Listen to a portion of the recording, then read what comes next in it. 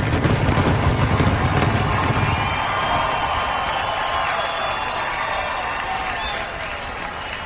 All right, so time to head to the office, which for the drivers means strapping on a helmet and climbing into a 130-degree race car cockpit. The engines fire in Music City next. NASCAR Series ready to go racing in Music City on a warm late afternoon. Temperature topped out just above 90 degrees today, 87 right now, expected to be about 77 at checkered flag time as always this time of year. We'll keep an eye on the radar for any showers that may pop up, but it looks pretty darn good in Nashville right now. Well, it took a little while, but DJ has made his way upstairs to join Andy Petrie and Vince Welch in the booth. Glad you could make it, DJ, and he was kind of standing outside the booth here for a little while waiting for a ride. We haven't talked much about this tricky racetrack yet and some of the strategies we might see tonight, so why don't we start there, Vince? Well, 6 different winners in the last 6 races here at Nashville, but you got to get to the end first, and that's where a lot of the strategy starts playing out at the end. The last 2 races here at Nashville have been pretty long green flag runs to the checkered flag, never a green-white checkered finish here. How does that affect the strategy if you're a team trying to figure out how to win this thing? Well, you always look at the history at any racetrack you go to see how it all plays out. But this season, we've seen a lot of late race caution flags that have really impacted the finish and the strategy that these crew chiefs are using. So I'm betting there's going to be one. I think we're going to have the first green-white checker in Nashville, and I'm going to count on that tonight because it's just the trend we've seen this year. We've talked a lot about the opportunities, and there are a lot of different opportunities, different types of opportunities for different drivers in this race. But we still got to talk about the 2 that are the best on the concrete, Carl Edwards and Brad Keselowski, and they're in this field. Yeah, exactly right. We talked about what a great opportunity for some of these guys in new rides and some of the nationwide regulars. But what we failed to point out a little bit is that the 2 best on concrete over the last 3 years have been Brad Keselowski and Carl Edwards. Brad Keselowski came here yesterday. This is how much it means to him. He came here from Pocono, make sure that he got time in that car to get it set up the way that he wanted to. Carl didn't make that effort. He's only had 2 laps in his race car, so we'll see exactly what happens. But if you're going to make a statement here tonight, you're going to have to beat these 2 guys. Well, if it's not Brad Keselowski or Carl Edwards, then who's it going to be? There's a guy here that ran second in the first race. Reed Sorensen finished second to Kevin Harvick. I think that I know that he's got the same car. I think that he might get the job done here tonight. Kevin Harvick's not in that 33. Yeah, but that 33 car is here, and Mike Bliss is driving that car, and he is very capable of winning, and this might be a breakout race for Mike Bliss. And we haven't even talked about the guy that's on the pole for this race, and that's Justin Allgaier, happens to be Brad Keselowski's teammate. Allgaier was 4th here in April, and he is really happy with his car, thinks that he might get that win here tonight at Nashville. So we're getting ready to go, and we'll go downstairs, getting ready for the command to start engines.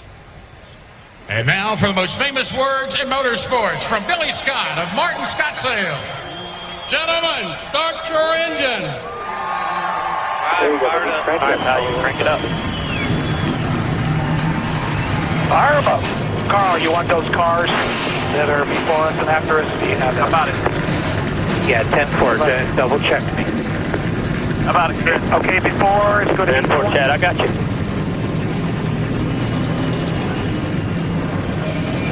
All right, running. Gauges look good.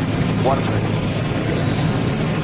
One of the bright stories this weekend here in Nashville has been the performance of Scott Wimmer driving for Nashville-based Baker Curb. He's a former winner here. In fact, the last of his 6 Nationwide Series victories came right here, March of 2008. He passed Clint Boyer with 21 laps to go and went on to score the victory. Scott Wimmer hopes to repeat here tonight in Nashville. Earlier today, Justin Allgaier was the star. He's the pole winner, his 2nd NASCAR Nationwide Series pole. His first pole came at Memphis in October of 2009. It's his 3rd front row start of his Nationwide Series career. You may note the last 4 Nashville races have been won from the front row. Justin Allgaier starts from the front row tonight from the point. You see the ticker in the starting lineup going across the top of your screen, and also the 2 drivers who failed to qualify, Kevin LePage and Ricky Stenhouse Jr. And there are also 4 drivers that are moving to the rear of the field. You'll see those on the screen as well. But now let's dial in our in-race reporter, and that's Scott Wimmer. DJ? Hey, Scott, Dale Jarrett, ESPN. You have a copy? Yeah, I got you, DJ. Hey, Scott, our first question comes from our ESPN mailbag, and Tanya in Gilbert, Arizona asks, are there any special procedures you go through when taking over a new car? There's definitely a lot of different things you do. You know, the first off is just learning a new crew chief. And, you know, I've been fairly fortunate. I've worked with Ricky in the past, not actually driving for him, but with other teams. And they make it real easy, but it's a little different. You got to learn new names and ultimately come up with the best game plan for a race. Well, speaking of that game plan for the race, we saw you guys making a lot of changes on your car yesterday. Are you pretty confident that you got it where you need it to try to win this race tonight? Feel real good. I feel good being here in Nashville in a Baker Curve car. You know, this team's going through a lot of tough times. We might be forced to shut down after the race next week. So I think we got a real good race car for tonight.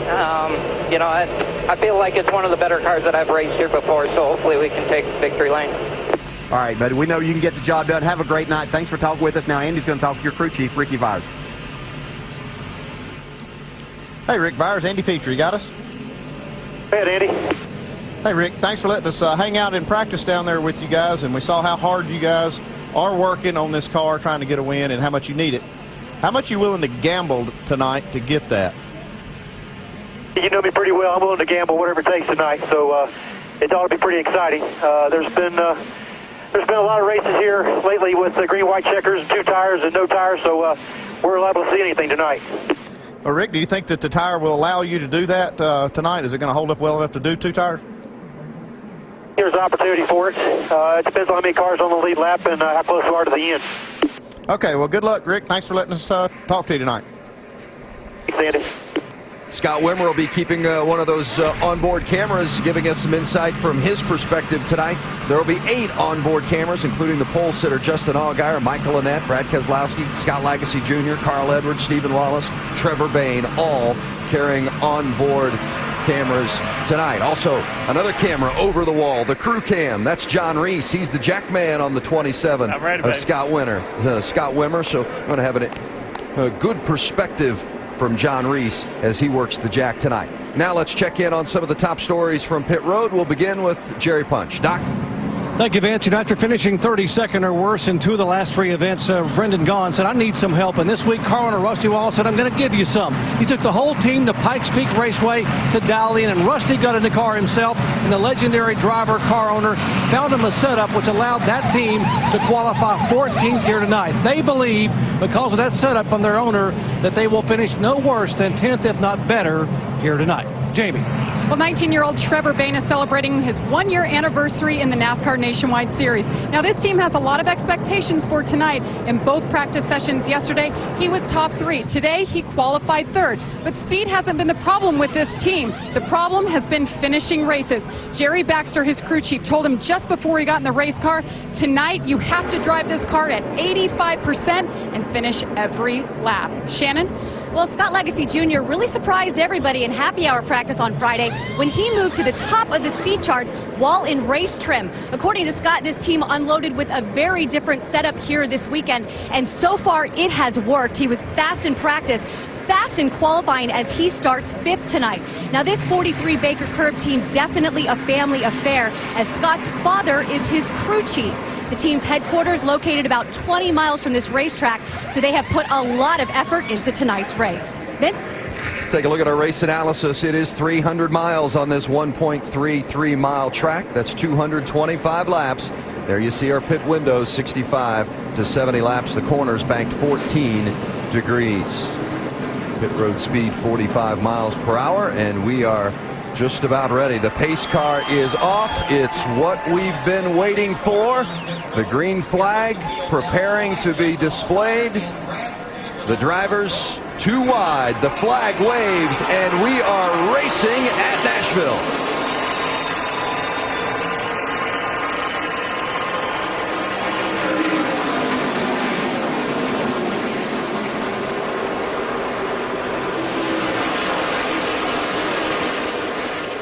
Allgaier got the early jump. Trevor Bayne slipped in 2nd. Brad Coleman 3rd. Paul Menard trying to work that high side. Good luck.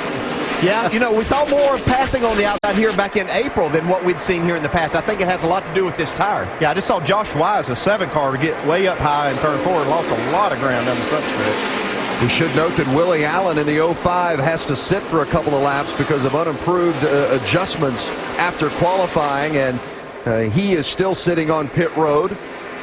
A lot of folks keeping an eye on Allen because he's a Nashville driver. There's Lagacy having some problems in the 43.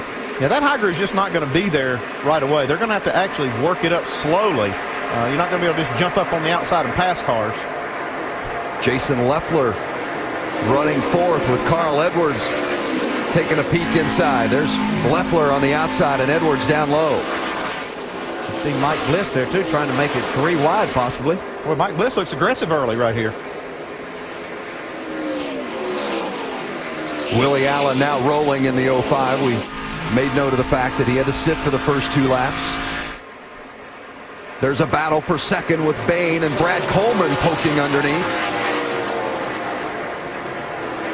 Brad Coleman's going to do a good job in this car tonight. This guy has a lot of talent. He hasn't been in a race car in quite a while, but when you get in a car this good, I think all of that feel comes back pretty quickly. How much of an advantage is it that he's getting the opportunity to work with Jason Ratcliffe again as crew chief, who he had worked with in 2007? Now we've got a crash. Coleman, Presley, all right here.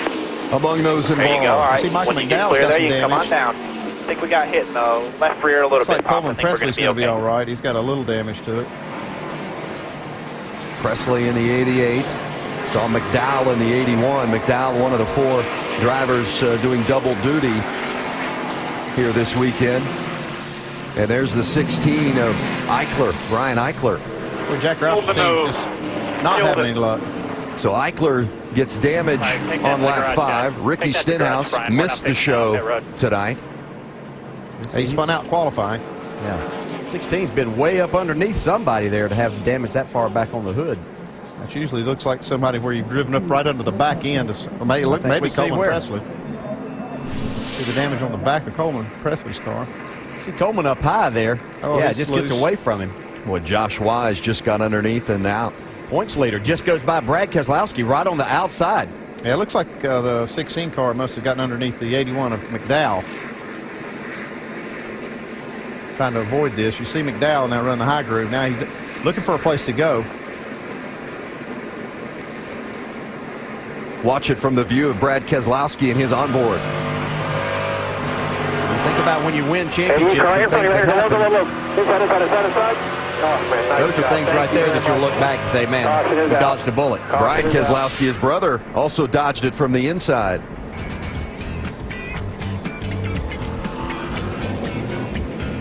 Justin Allgaier, your early leader. Brad Coleman, second. Trevor Bayne, third here at Nashville. Pennzoil. Beautiful night in LeBanon, Tennessee, and we're under caution here early for an incident involving Coleman Presley and Michael McDowell, also Brian Eichler. And that caution gives the 73 car the Aaron's Lucky Dog free pass. As the first driver 1 lap down, now he gets back on the lead lap. There's a look at Derek Cope, the 73. Well, a couple of guys just missed having their night ruined early because of that incident, including our series point leader, Brad Keselowski, who dodged that incident. When nothing tears up your championship hopes like a wreck on the 5th lap of the race. Yeah, the big loser in that wreck was Brian Eichler there with that 16 car. Got a lot of damage to the front of it, and he's off the track right now. Yeah, driver and team that needed to get some laps under his belt, and unfortunately not going to happen for them.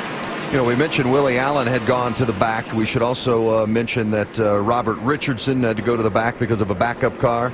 Jeff Green because of an engine. Taylor Malsom because of an engine. And Willie Allen, as we mentioned, the unapproved adjustments on that car. So the pace car is off, ready for the restart. Allgaier on the inside. Brad Coleman on the outside, and we're green.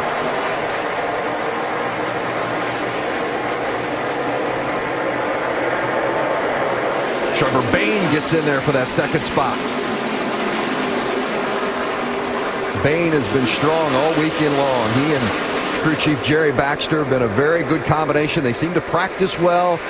They get solid spots in qualifying, and then the race comes, and they don't have much luck. Well, that's part of the learning curve for the driver. I mean, these guys are good as far as Jerry Baxter and the crew. They know how to adjust his car, but he needs to be able to tell them what they need and predict what the car is going to do. And you only do that with experience. You can't do it without having that experience and knowing what the car is going to do. Because he's not positive exactly what he needs either. You know, what it's going to take to run 300 miles here and be competitive all night long. As soon as he figures that out, then he's able to give a little bit more information each and every week. Scramble there for 15th place. The 62 have gone. That's Brad Keller in the 35, Michael Annett in the 15. Or Jason Keller, I should say, and Michael Annett in the 15. Scott Riggs, a former winner here in the 21.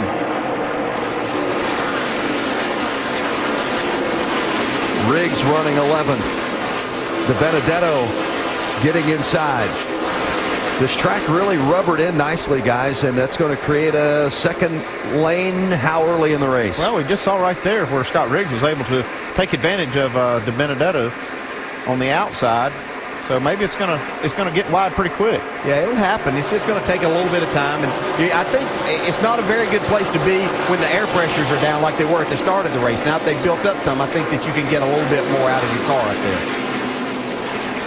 Talk about opportunities, and it's a nice opportunity for Scott Riggs. Also a nice opportunity for Richard Childress Racing to have a guy like Riggs in the car. And now you see Carl Edwards getting underneath Jason Leffler. That's for 5th.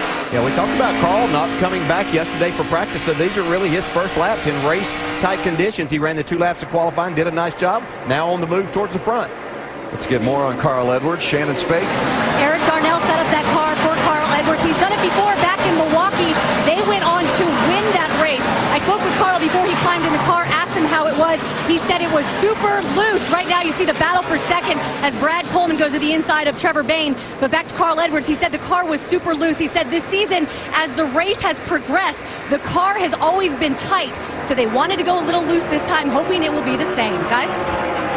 Brad Coleman now in 2nd place as he passed Bayne. You saw there, Shannon made note of it. The 27 of Wimmer just behind Bayne in 4th. And then there's Edwards in 5th. Mike Bliss in the 33 running for Kevin Harvick this weekend. The 33 of Bliss in 6th.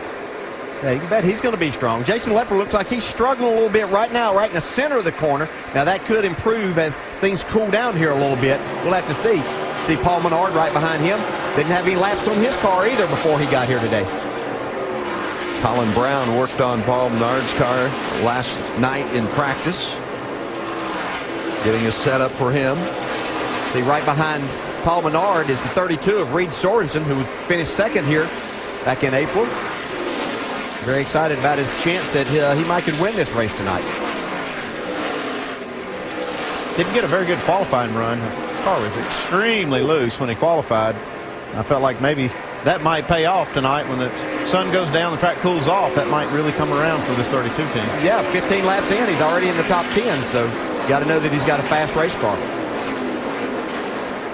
Starting to string out a little bit in this single file. We anticipate we'll see a little more double file racing as it progresses, but now as the sun is starting to set on this, how does it change the track?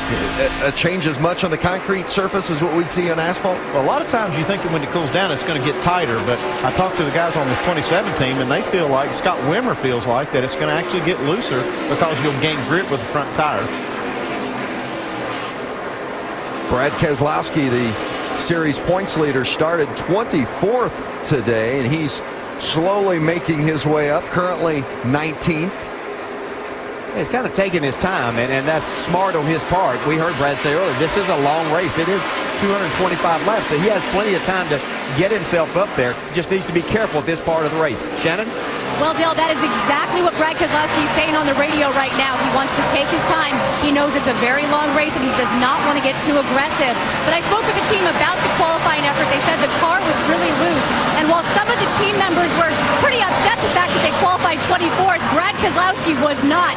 They said he walked in the hauler and he said, hey guys, think about all the cars I'm going to pass, as he does right now on the racetrack as I make my way to the front. Is there something with that, Dale? What do you think? Oh, absolutely. Yeah, I mean, he knows it. He has a good setup for here. And sometimes these guys have been over here during the hot times yesterday, out in the sun and everything, and Brad's flying around the country, that he can kind of loosen things up a little bit. He knows he's in a good position. He's the points leader, and that point lead grew by him starting this race tonight. You see Carl Edwards once again on the move to the front, taking over the 4th spot from Scott Wimmer. Maybe they found something here, getting someone else to set the car up for Carl. It's working good tonight.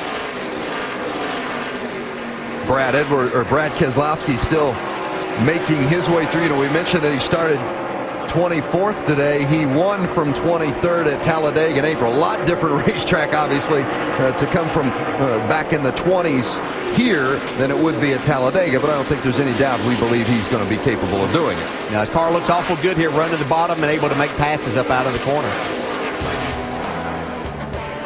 Keselowski running 16th, but the man in the front has been unchallenged so far. That's Justin Allgaier. He leads at Nashville. Our nationwide series at Nashville, our coverage presented by Pennzoil. We are in the early stages of the Federated Auto Parts 300, and the leader is Justin Allgaier. Remind you that later on tonight, qualifying for the United Association Route 66 NHRA Nationals. That's after we're done with NASCAR here on ESPN2. See the finals tomorrow at 4 Eastern Time. Tomorrow morning, preview the Pocono Cup race on NASCAR Now, ESPN2, 9 a.m. Eastern Time. And next weekend, our nationwide series coverage moves on to Kentucky Speedway, Saturday, 7:30 Eastern, starting with NASCAR Countdown on ESPN2. Down to the pit studio, Bestwick and Brad watching Rusty's boy with a really solid start to this race. Talking about being on Route 66, we're looking at Stephen Wallace, who started 34th, and he is all the way up to 13th.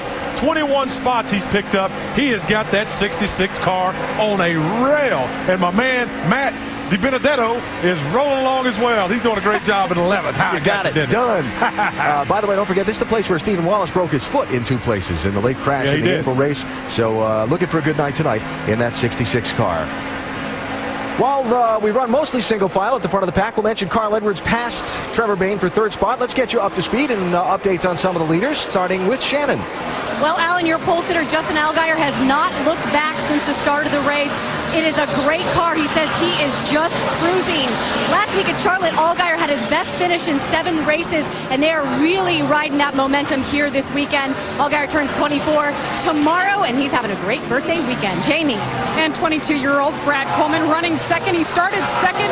Jason Radcliffe just came over the radio and said, all right, so what's your problem? Anything with the car? And Brad said, I'm trying to figure it out. It's pretty neutral. It's pretty good. Shannon. Carl Edwards currently running 3rd right now on the racetrack. Crew Chief Drew Blickensurfer told him, pay attention to how the racetrack is changing as the sun starts to go down. The car was super loose, according to Carl, when they started the race. Right now, it's still on the loose side. Carl Edwards, one of your multiple winners here at Nashville, right now racing on the track. Doc? Back and forth, you guys talked about the steep learning curve for the 19-year-old Trevor Bayne. It was 1 year ago he made his debut here in the nationwide car.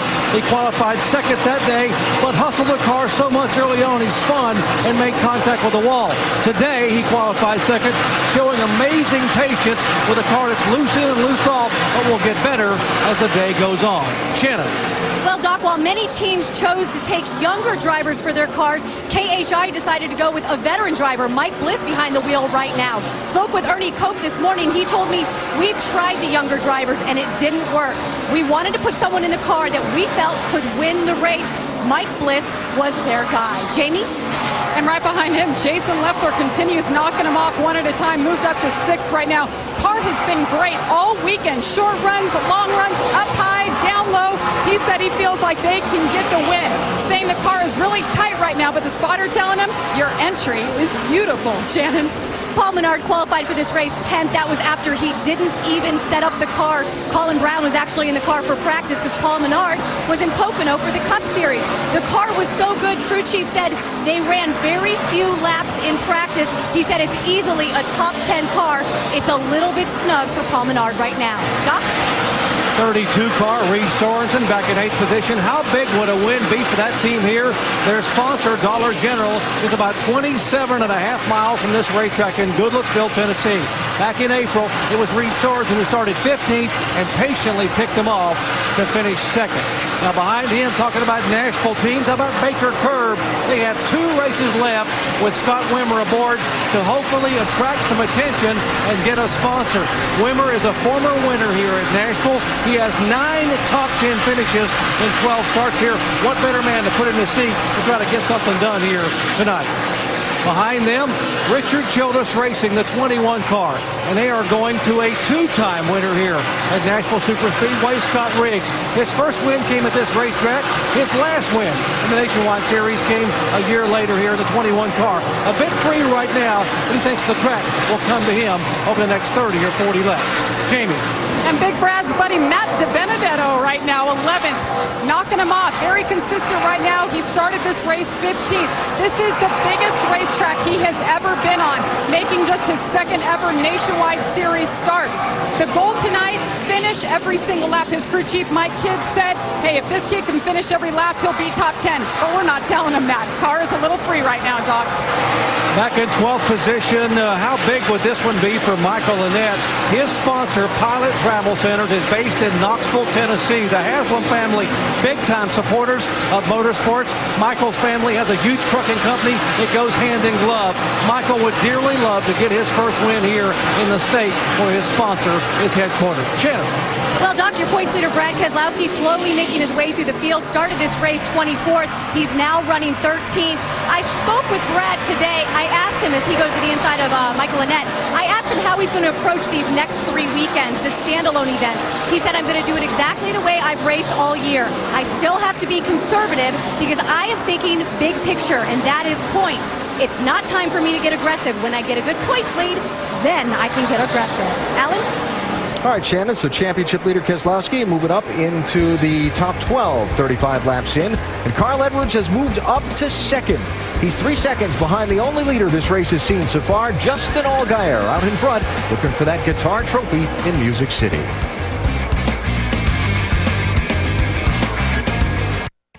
Welcome back to the NASCAR Nationwide Series at Nashville.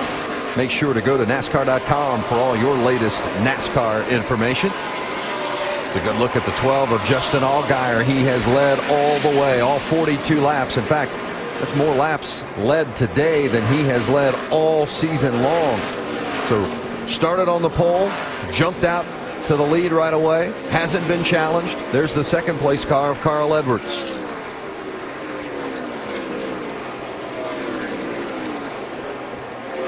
The 99 of Trevor Bayne is running 6th, 19 years old, and of course the boss watching from Pocono, where the Sprint Cup guys will run tomorrow. And listen to this radio message. I just got a text message from the former driver of the 99. He said to tell you that it always tightens up on entry as this night goes on. He said it always does in big letters. Getting a little help from afar. Yeah, any information you can get as a young driver can be helpful. I think tires certainly factor in sometimes as these racetracks change and the cars have changed a little bit. So we'll just have to see if that's the case for this 99 tonight. The 98 of Paul Menard and the 32 of Reed Sorensen. That's 7th and 8th. Yeah, you bring a car like Reed Sorensen had the first race here where he was really fast. I mean, he came real close to winning. When you come back to the next race, sometimes you try to stay on that same setup because it's so good. You wonder sometimes, you need to change it, so, and you'll be reluctant to because you were so good the last race. But be interesting to know how close they are to their setup from last race. Yeah, I talked to Reed yesterday and was asking him about it. Same car, and he said, yeah, we brought it back pretty much the same. He said, but you come to these racetracks and do this, it just for some reason changes a lot. And of course, we've seen a hot summer here, or hot part of May so far, and now into June, and so that's going to change the racetrack. So yeah, it'd be interesting to know exactly what they had to change yesterday, but I think that he's waiting for nighttime to get here, that his car is going to be really good whenever the sun goes down. Reed Sorensen completed that pass of Paul Menard for 7th. back up front with Justin Allgaier. Listen in on his radio from a little bit earlier. Forward, good in, loose in the middle, tight off. Had the front blowers off now for a while, so that hasn't helped my exit any, but definitely helped the center. For more on those conditions, let's go over to the Craftsman Tech Garage. Tim Brewer. Brewer? Thanks, Vince. Aerodynamics is very important on the nose of these cars. We don't even use brake ducts here because we're trying to make all the downforce on the nose we possibly can to make the cars turn. But what we do use, the fans underneath the back of the nose. We're conducting airflow to control the buildup in the air pressure by controlling the temperature in the tires. For instance, if I wanted to tighten the car up, I'd tell the driver, that right front over there, turn the brake blower off. That's going to let the air pressure build up, tighten the car up on entry. And you work the car by the switches right here on the panel. The driver can control the fans on all four wheels throughout the event. Vince? Justin Allgaier still in front, all 48 laps so far. We're about 10 laps away from our first pit stops.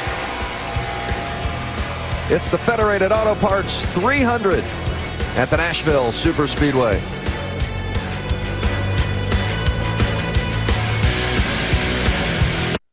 Will he do it again, or will Kevin Garnett and the team in green even up the NBA Finals? It's the Celtics and the Lakers, Game 2 of the NBA Finals on ABC tomorrow at 8 o'clock Eastern, 5 o'clock Pacific. Coverage begins with the GMC Sierra NBA Countdown at 7:30 Eastern. Justin Allgaier has led the entire way, but Carl Edwards is creeping closer. It's under a half second now between the leader in the second place car of Carl Edwards. Now, if Carl Edwards is Dale, you're going to try to get this lead before they make these green flag stops that are coming up? Oh, I think absolutely. Yeah, he wants to get there and let the man know that, hey, Randy I got a down car. past you. Yeah. Yep. Those stops are coming up, and you got a lot of young guys that are probably making green flag pit stops without a lot of experience. And this is one of the tougher tracks to get off of. It'll be an opportunity for a mistake. Yes, a tough pit road entrance because you're right on the bottom of the racetrack. You certainly want to make sure you wave the guys off behind you, but you don't want to give up too much time. Then again, you don't want to be too aggressive with it because you don't want to run a promising night by speeding on pit road. Allgaier trying to work his way through the traffic. Edwards getting around the outside of Morgan Shepherd. Allgaier's led all 57 laps. We've had just one yellow. It was a caution early. Went for 4 laps. Involved Michael McDowell, Coleman Presley, Brian Eichler. I'll tell you just how impressive this is to me that Carl Edwards can come here and get the job done in this car. I mean, I know that they have a good race team, but it says a lot about his driving ability, too. Yeah, if he's able to win this race, he'll have to take Eric Darnell out for steak dinner, won't he? At the very least, I'd say, yes. There he goes. There he goes. Edwards got a good run off the corner, and now down the backstretch. We've got a car in the grass, and Edwards makes the pass on Allgaier. Smooth right onto the pit road. Late entry. So we've got a new leader, and that's Carl Edwards. Allgaier heads for pit lane. Saw a little smoke right there 4,200 from Michael Annette. He missed pit road. Had to go through the grass. So Justin Allgaier dipping into the pits on lap 59 for his first stop of the night. Shannon Spake is in Allgaier's pit.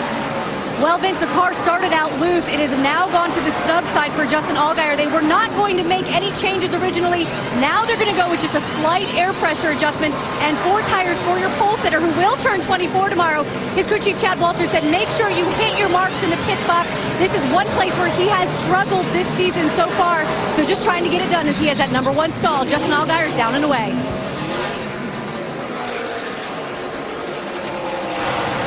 And Jason Leffler in the 38, moving up. He fell back early, but his car has been awesome. But he came on the radio moments ago and said the voltage was going up and down, so that's something to keep an eye on.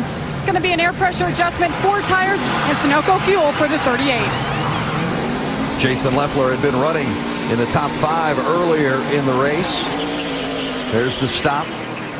The 10 of Taylor Malsom. We've got a...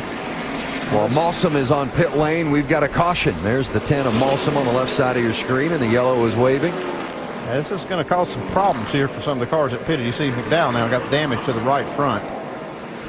Tire flat. Throwing all kinds of debris. Just stop it, though. It's just tearing everything up. What do you think? Just stop. Just stop. He was involved in that Bring first us in the caution, tires, so I'm dump sure can. something Come on, from there. guys. What rubbed that right front tire and blew it out.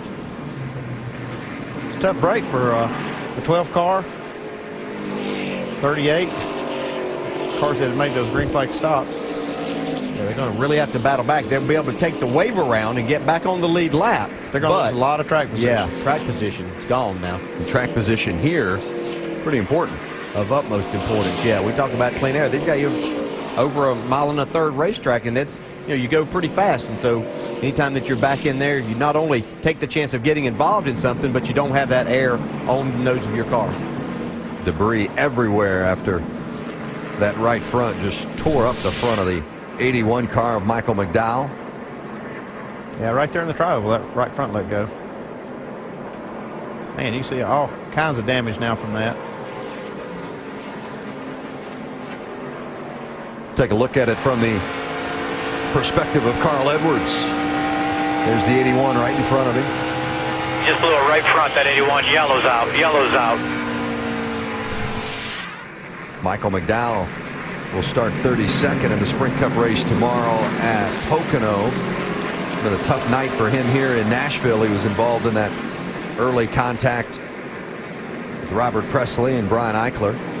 15 cars on the lead lap right now. They're coming down pit road. The leaders are. We'll see how it shakes out. Here come the leaders. Carl Edwards is heading to pit lane, and he's bringing a crowd. Let's go to Jerry Punch. Doc. Thank you, Vince. Triple pitch. You see top of your screen, Reed Sorensen, Brad Coleman, Carl Edwards. Reed Sorensen said it needs more side bite and front grip. They're going to make an air pressure adjustment and a track bar adjustment in his Toyota. Left side tires going on. Jamie. And Brad Coleman's car started going away about the last 15 laps. He said he's just getting so tight behind traffic. 4 tires, no adjustments actually, and fill it up, Shannon. 3-time winner Carl Edwards says the car is free, especially into turn 1. They're going to go 2 rounds down on the track bar and 4 tires for Carl Edwards.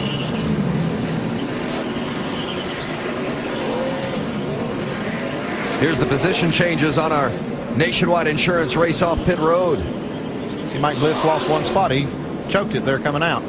Yeah, Reed Sorensen up 2 spots. Wimmer lost 3.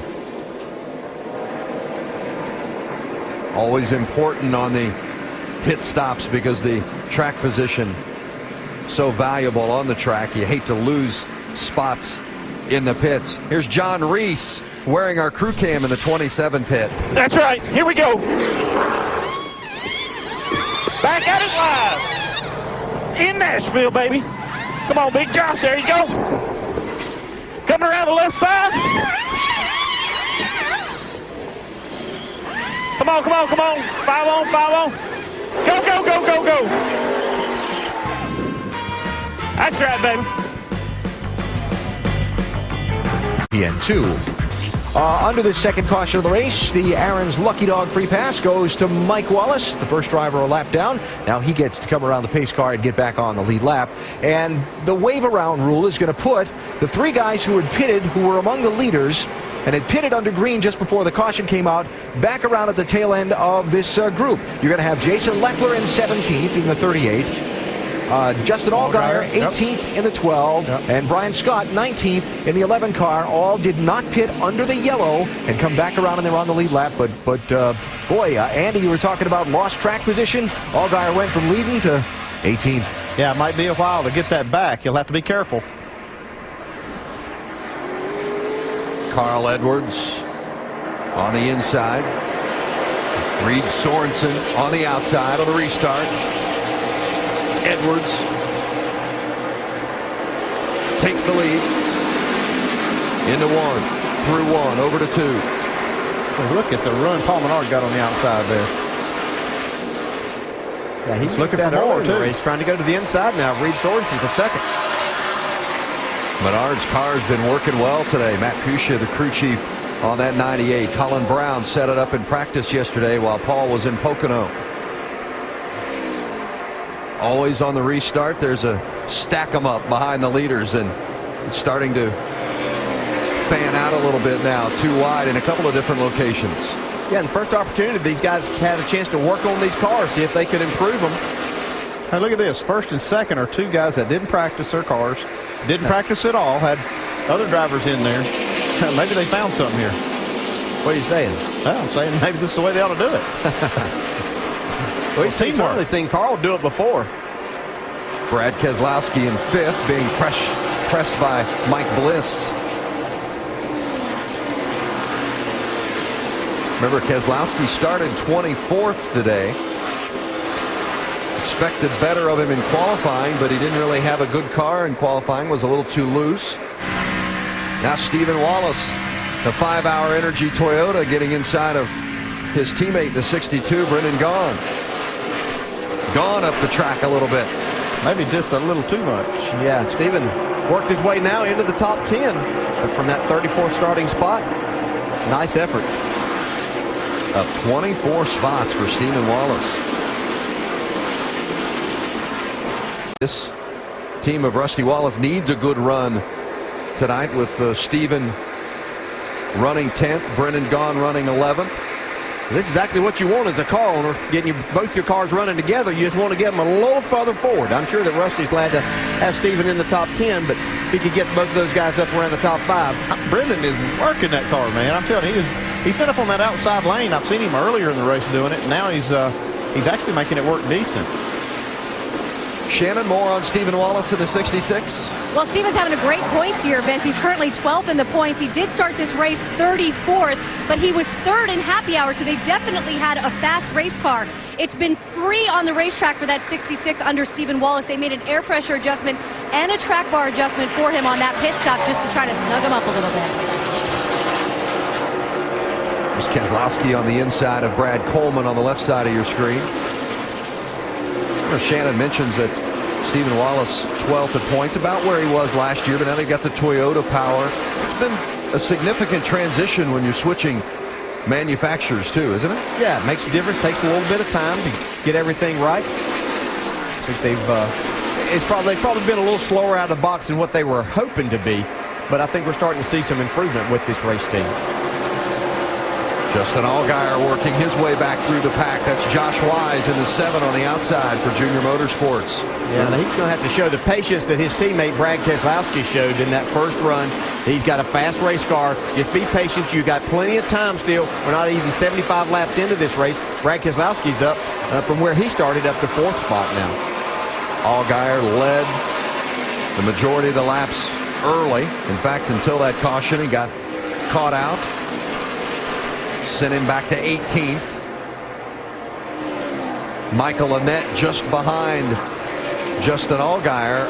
Annett was running 15th, and then he missed pit road trying to get in to make his stop. So he lost, as you see, about 14 positions. Yeah, he's 2 laps down right now, as being shown on the board. Yeah. So that was very costly. Yeah, huge mistake on his part there. Well, it's kind of double effect, though, because the caution came out, and then after he did make it to pit road, they caught him down another lap. Mike Bliss running 6th, being challenged by Trevor Bayne, and there's the 27 of Wimmer. Oh, Bliss gets loose, and Bayne's going to go under him, and Wimmer's going to try to go with him. Yeah, those things will tend to get loose when you got somebody stuck right on your rear bumper, too. So if you're already on that loose side, Trevor Bayne was doing a nice job right up on the bumper of Mike Bliss. Got him a little too loose, took the spot away. It's a battle for 11th on the right with Brendan Gaughan on the outside and Matt DiBenedetto on the inside. DiBenedetto has not raced since the All-Star race at Irwindale in January, so I mean, he was really looking forward to getting back in the car, but having not raced in that length of time and then to be racing a car of this significance, that's a real challenge. Well, it is a challenge, but this is a young man that a lot of people have a lot of high hopes for, Jamie.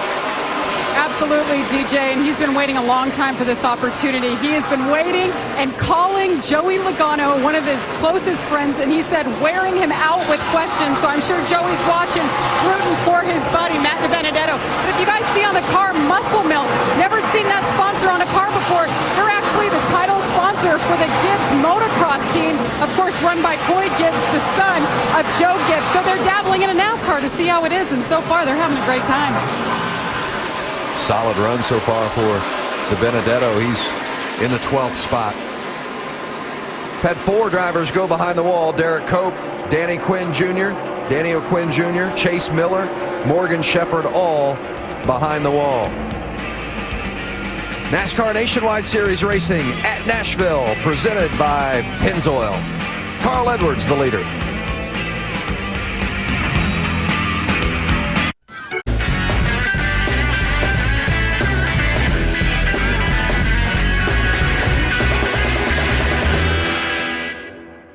Celtics late. The 38 of Jason Leffler, a big puff of smoke out the back end of the Great Clips Toyota. He was running 15th at the time. Yeah, you see that smoke trailing the back of that car, and you're thinking, well, there's probably no chance that's a loose oil line or something, but probably is an engine problem. Michael Annette with the view. Race is a different race right now. You're doing fine. Hang in there. We'll catch our break. And then at that point realized right there, the 38's got a problem. Yeah, but it looks like it's running fine. I mean, you see that 38 pull off right off the corner. So maybe they do have a loose oil line, or more likely it's probably maybe an oil pan or something. Got oil pressure. Yeah, Oil temp's hot, but the motor just seems to be a little flat. All right, now's the decision you got to make. Do you come on into pit road? Well, they haven't run very many laps. I think that you'll see some of the cars back in the back come in. Could be a chance to try 2 tires here. Absolutely. If they make a pit stop, laps. you'll see a lot of 2 tires and maybe even a gas and go. Looks like Carl Edwards is going to bring them down. Yep, they last pitted on lap 63. We're going to start with Jerry Punch. And Vince, they pitted 19 laps ago, but for 32-car Reed Sorensen, he says, it's just not getting any better, so they're going to come in and make a major wedge adjustment and tire change to try to get the car where it'll turn in the middle of the corner. Jamie. After the first stop, the 18 of Brad Coleman, he said the car is turning so much better. The track is cooling down, and that is definitely helping him. 4 tires, fill it up with Sunoco fuel, Shannon. Paul Menard says, free me up. He's going to come in. It's going to be a 2-tire stop for the 98. His teammate Carl Edwards is also on pit road right now. Says that the run is much better on this run. They took a wedge adjustment, and it was 2 tires, for Carl Edwards as well. Take a look at the race off pit road, and you see tires. Justin Allgaier, no tires. Picked up 8 spots, a big gamble. Reed Sorensen lost 6 positions. We're racing at Nashville. Carl Edwards in the lead. Just outside of Nashville, LeBanon, Tennessee. Carl Edwards, the leader at lap 87. NASCAR Nationwide Series at Nashville, presented by Pennzoil. Problems for the 38 of Jason Leffler. He's behind the wall, trying to figure out what the problem is with his car. They don't think it's a motor at this point. Pace car off, the green flag waves. We've restarted with Carl Edwards on the inside and jumping to the front. Paul Menard working around the outside of Brad Keselowski. Brad trying to take that second spot away. It's a great night for Carl Edwards to be out front. Worst thing is he's looking at the guy he's trying to catch in the points being right behind him. And there's Allgaier, who's Keselowski's teammate, trying to jump into the mix. Remember, he came in, did not take tires, gained 8 positions on that stop. He'd been caught out by a yellow earlier and had dropped deeper into the pack. So a little strategy for Chad Walter and Justin Allgaier. Oh, it was a good move at this point in the race to get him out of that hornet's nest he was in. He was back there in about 12th spot, and gaining these spots up here will help him a ton. Just getting the track position will be worth more than trying to get tires right there. Yeah, and he showed early on that his car ran on for a long period of time, so tire wear doesn't seem to be a factor. Here comes Reed Sorensen. He got 4 tires on that last pit stop. Sorensen running 8th. Brendan Gaughan in the battle there. This is going to give us a good preview for later on, just how good 2 tires are on some of these cars. If that's going to work for you. We saw Kevin Harvick do that here back in April. He won the race. We've seen Gaughan work that outside line tonight. He's trying to make it work. I mean, he's been pretty committed to it. It's starting to work a little bit better as he goes, but how many races have we seen one from up there, Vic? I haven't seen any over here, to be quite honest. Matter of fact, it wasn't until April that we could see a car go around the outside without really crashing. So Brendan's doing a nice job. That's the battle for 7th. Just behind them is the 21 of Scott Riggs, sitting in 9th. And that 18 on the inside of Riggs is Brad Coleman. It's like Reed Sorensen's finally going to get by Brendan Gaughan there. Brad Coleman, who got tires that last time, seems to be making his car work good again on the bottom. You see, he it has to be patient. Student driver on the back of Brad Coleman's car, and he actually part of a group that purchased a driving school that he originally got his driver's license from in Texas back as a teenager. Wow, see, Mike Bliss had gotten by Stephen Wallace, but slid up the racetrack. Stephen takes the spot back. It's been a good run for Stephen in that 66, up to 5th. Let's see what Brad Keselowski's got now. He's worked his way up here to the back bumper of Carl Edwards, and he's not letting go of it. Man, this is really impressive. I think that's the biggest difference that we've watched. We've known that Brad Keselowski could drive a race car, get a lot of speed out of it, but now we're seeing this young man be really smart about his approach to this and trying to win this championship. Yeah, I never saw him really push anything when he was trying to make his way to the front. He just methodically, patiently passed the cars, and here he is, looking at the lead. Brad Coleman on the left side of your screen, passing Brendan Gaughan for 8th. And that's the leader, Carl Edwards, on the right side of your screen, with Brad Keselowski, the series points leader, pressuring. Keselowski just seemed to develop year after year, just as you would hope they would in the Nationwide Series. He's moved his way up to the Sprint Cup, continues to develop as a driver. See some of that progress here, not without raising the ire of some on occasion, but that's just part of it, isn't it, Dale? Hey, yeah, everybody has a little different path to work in their way, as we see Trevor Bayne trying to go by on the inside of Brendan Gaughan here. But everybody has a little bit different path, a little bit different way of going about getting themselves where they want to be. And Brad Keselowski has done it his way, and it's worked for him. While we see Trevor Bayne get around the 62 of Brendan Gaughan, let's check in with Jamie Little, who's with Jason Leffler. And we're back here in the garage. They do have the car up on jack stands trying to get it fixed. Jason, what indication did you have when the car just let go? We saw the poop of smoke. Just the smoke in the cockpit. That's not our day. I mean, car handled really well. Then the alternator went bad, so I just shut all the fans off. And you know, obviously we got caught out on pitting. And then this happened. So great clips. Camry was really fast. We had a great day going. But someday we'll shake this bad luck on this 38 car. It's been really fast this year. We'll get him to the end of the race. What happened exactly? What are the guys saying? Something's cracked. They thought it was rear main seal, but I just heard them say something's cracked. I don't know what it is. Could be a fitting or something. All right, they're going to keep working on it, see if they can get back out and salvage some more points, Vince. He'd had 3 top 10s in a row coming in to this race tonight, so feeling like maybe they were starting to turn the corner. Trip Bruce had taken over the 38 recently as crew chief. And you see Scott Riggs, a multiple-time winner here at Nashville, getting around Scott Wimmer. That's a battle for the 11th spot. I think Wimmer's been trying to work on his car some. They were expecting, after practice yesterday, Andy, you spent some time with him. I think they were expecting this car to be a little better than this. Yeah, I did too. I actually thought it was going to be better than this, but you know, it's early in the race, and you know, Scott Wimmer may have his eye on that last part of this race where he needs his car to be good. Lap 100 of 225 here at Nashville. Carl Edwards is the leader. He's led 41 laps after Justin Allgaier led the first 58.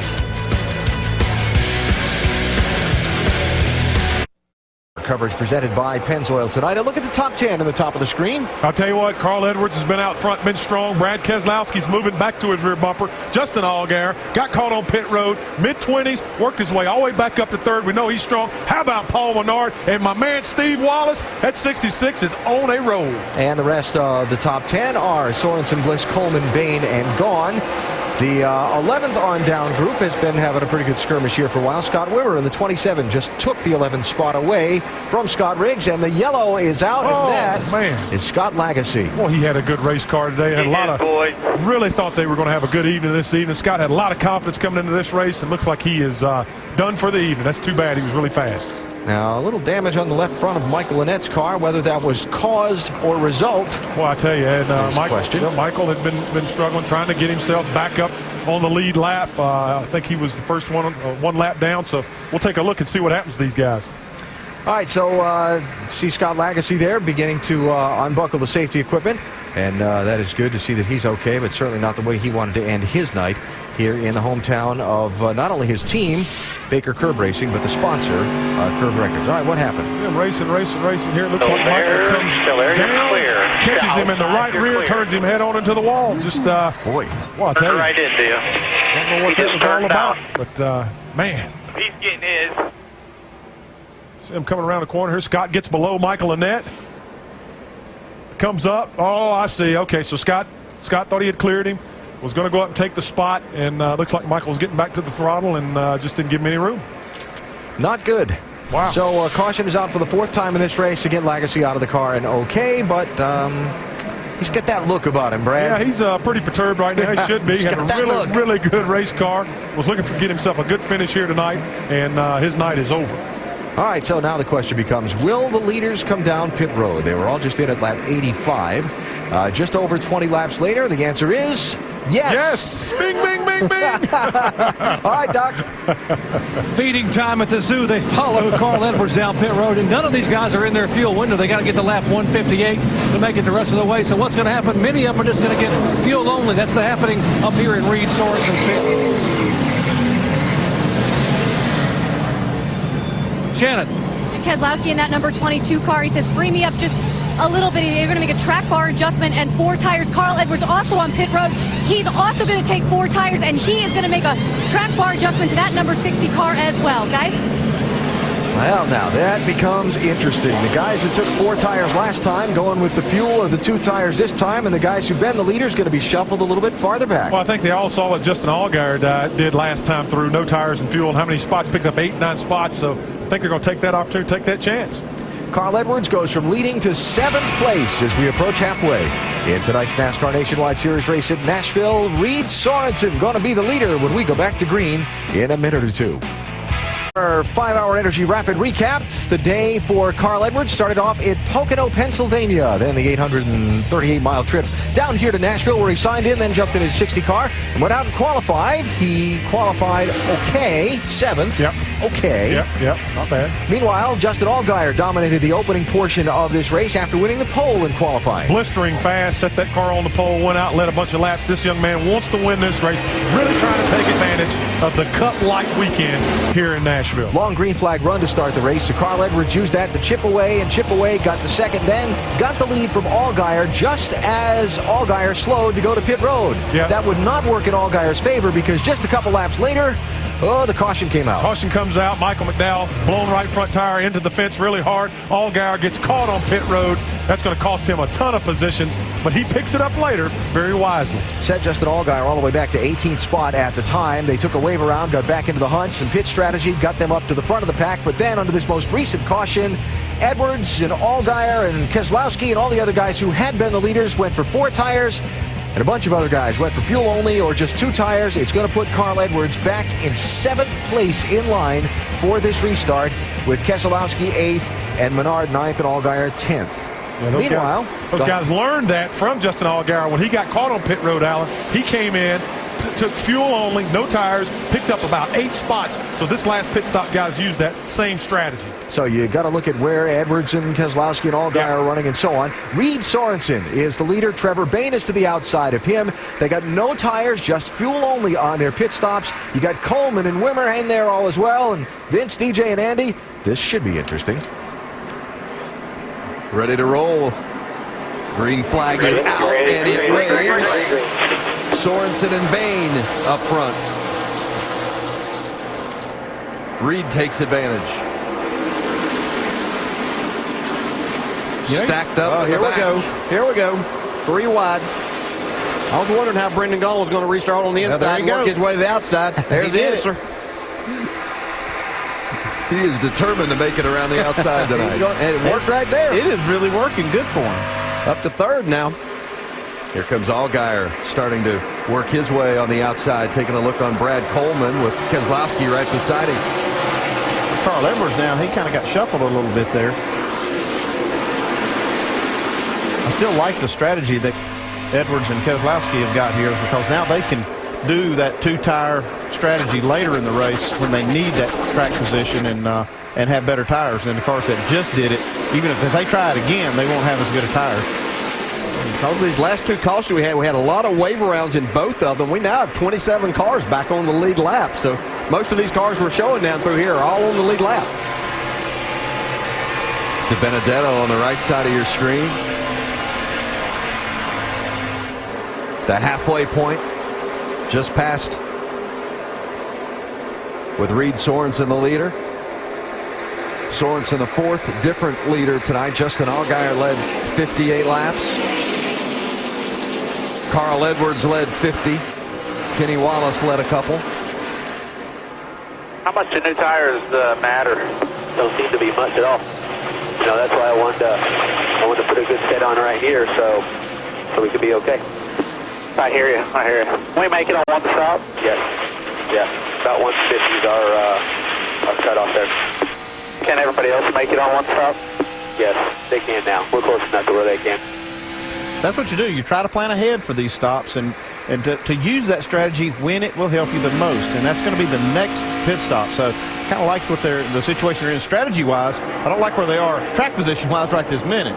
Boy, here comes Brendan Gaughan again, this time working the outside of Scott Wimmer. What a great run for Gaughan tonight, and his teammate Stephen Wallace been very good as well. Wallace came all the way up from the 34th spot, ran as high as 5th.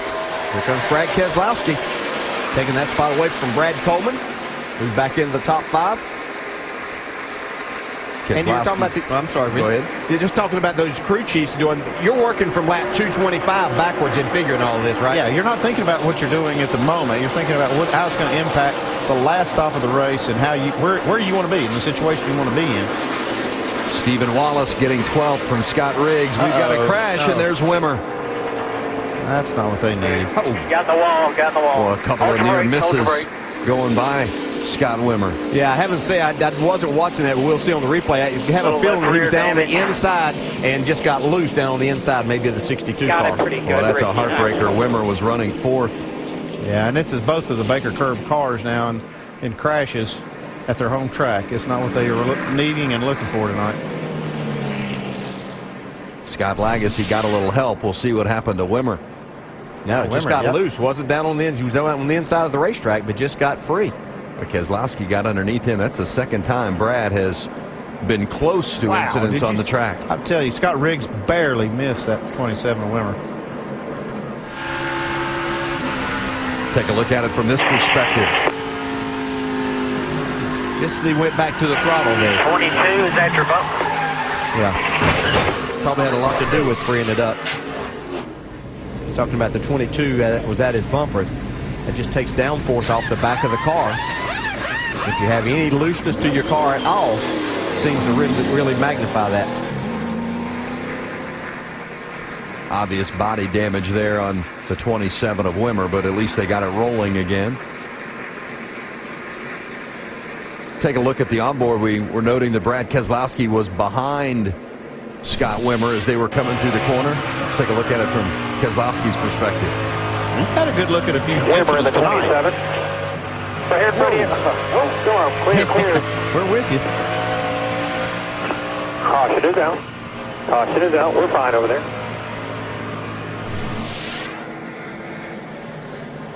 Tough break for Scott Wimmer. As mentioned, he was running 4th before that contact. The leader is Reed Sorensen. He's leading for the first time this season.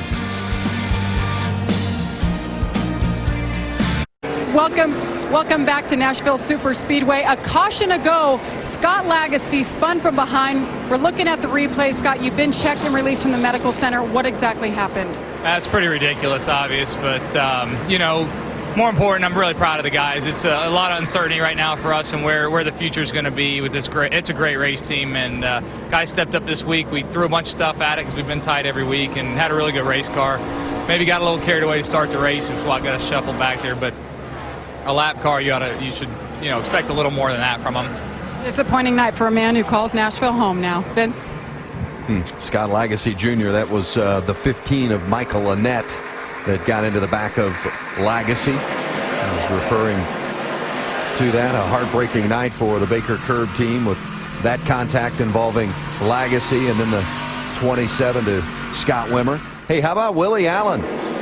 The Nashville kid started the race 2 laps down when they had the penalty for the unapproved adjustments after qualifying. They set him in the pits for 2 laps, and he's back on the lead lap. Got them both back. Here we go, green. Reed Sorensen on the inside and Trevor Bayne on the outside. Sorensen leading laps for the first time this season.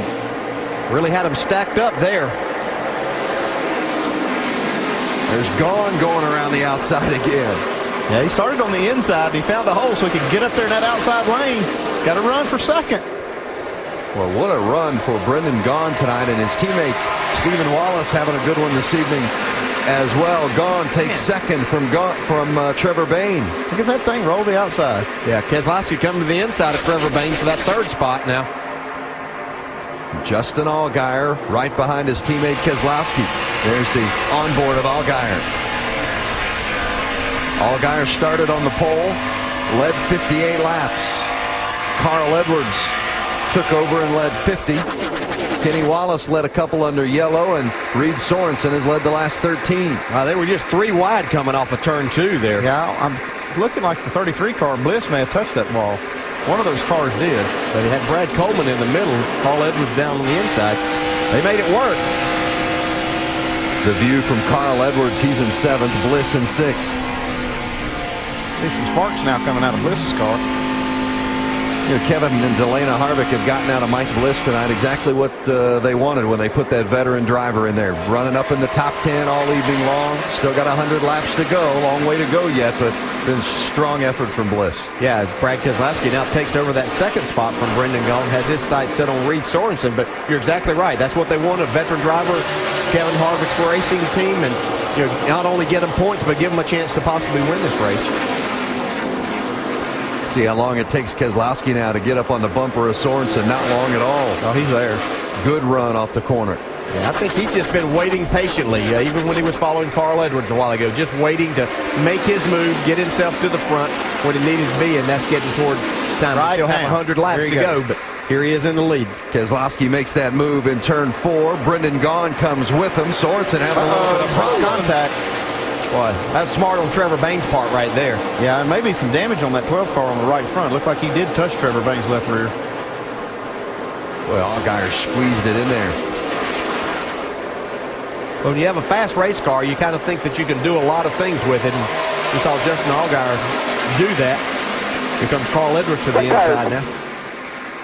Sorensen, there's Trevor Bayne. There was contact on that left rear tire from Allgaier. Man, that's a shame. Yeah. Trevor Bayne, the 19-year-old. We talked earlier about how they seem to run well in practice, qualify well, but in the race, something seems to happen to go wrong. Here he was running 5th tonight. The light contact with Allgaier cuts a tire. A little bit of aggressiveness on Allgaier's part there. He kind of stuffed it in there on the straightaway on him. Kind of surprised Trevor Bayne, and I really don't know. You can see right there the tire's down. Now he's just going to go for a ride as soon as he turns down in the corner. Stephen Wallace. Stephen Wallace, yeah. Nice job of missing it.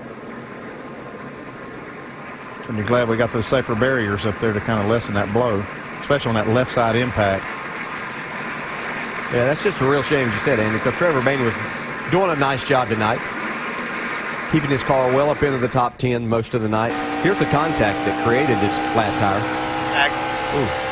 See, I think Allgaier surprised Bayne right there. Clear, good work. Like Trevor Bayne was trying to work on the inside of Reed Sorensen. Bayne looks like he's feeling a little pain in that left ankle there. Reached down to it. That was a pretty good little lick he took. Second DNF for an accident. Trevor Bayne this season. He was 12th here at Nashville in April. Yeah, I think he's a little ticked off too right now. I'd say the look on his face is indicative of that. I recognize that. Yeah, I think I've seen that before too. I can identify. Nobody ever got angry at you though, did they? They did, and I got angry at some people just like that too. That's how I'm pretty familiar with exactly what he's looking at right now. Trevor Bayne, as noted, was running 5th at the time. Robert Richardson will be the Aaron's lucky dog. Yeah, he's waiting on the field to get there. They're going to have to wait a while. They're just now coming down the backstretch.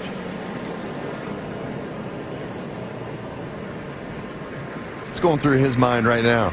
Waiting on those cars to come back around. Yeah, you wish you could jump in there with the driver that created that. But, yeah, these are just situations that this young man's going to have to go through. There's a lot of growing pains in coming up through in this series. He has a tremendous amount of talent with a good race team.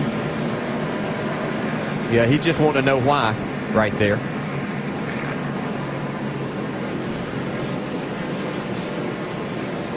Not a good finish for the hometowner. Trevor Bayne had a good run going. He was 5th before this.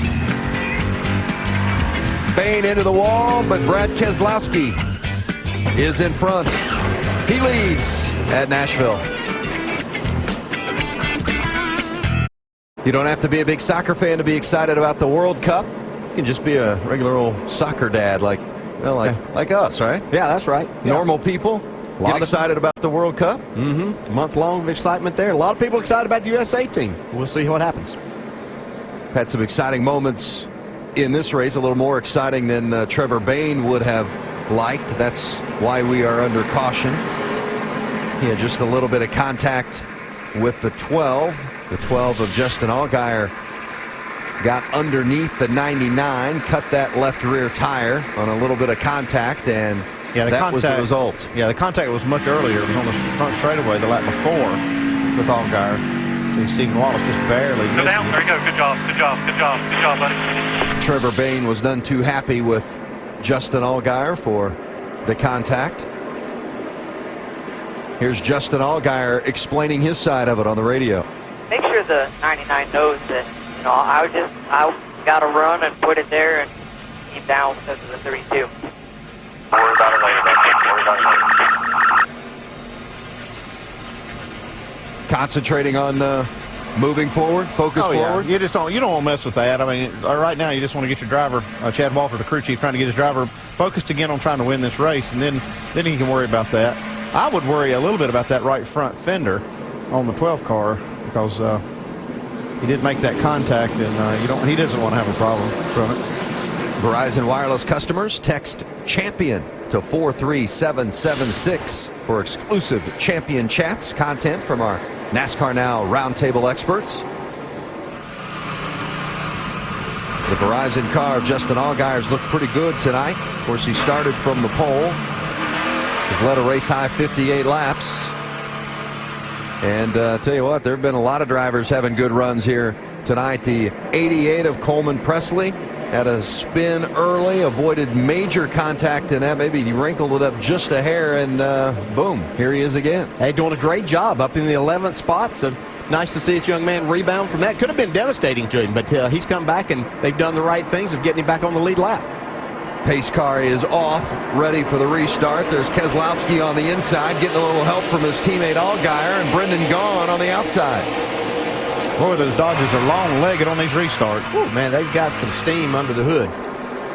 Oh, there goes Brendan. He might be a little higher than he wanted to be right there. I was going to say he has been working the outside, but I don't know if he was working it or riding it right there. I know. See Carl get shuffled up the outside. Contact now with Stephen Wallace, and it looked like Coleman. Brad Coleman on the right front and the left rear of Stephen Wallace. Back up toward the front. Keselowski in the lead, and Allgaier second. Well, we saw Trevor Bayne, very frustrated expression. Let's hear from him now with Jamie Little. Back at the medical center, he's been checked and released, and Justin Allgaier wanted you to know that he had a good run going. What do you think he should have done? Well, I just think the retail probably shows it. You know, I mean, you guys can check it out. It just stinks for our team. I mean, this has been the story of our lives the last few weeks. We got strong race cars.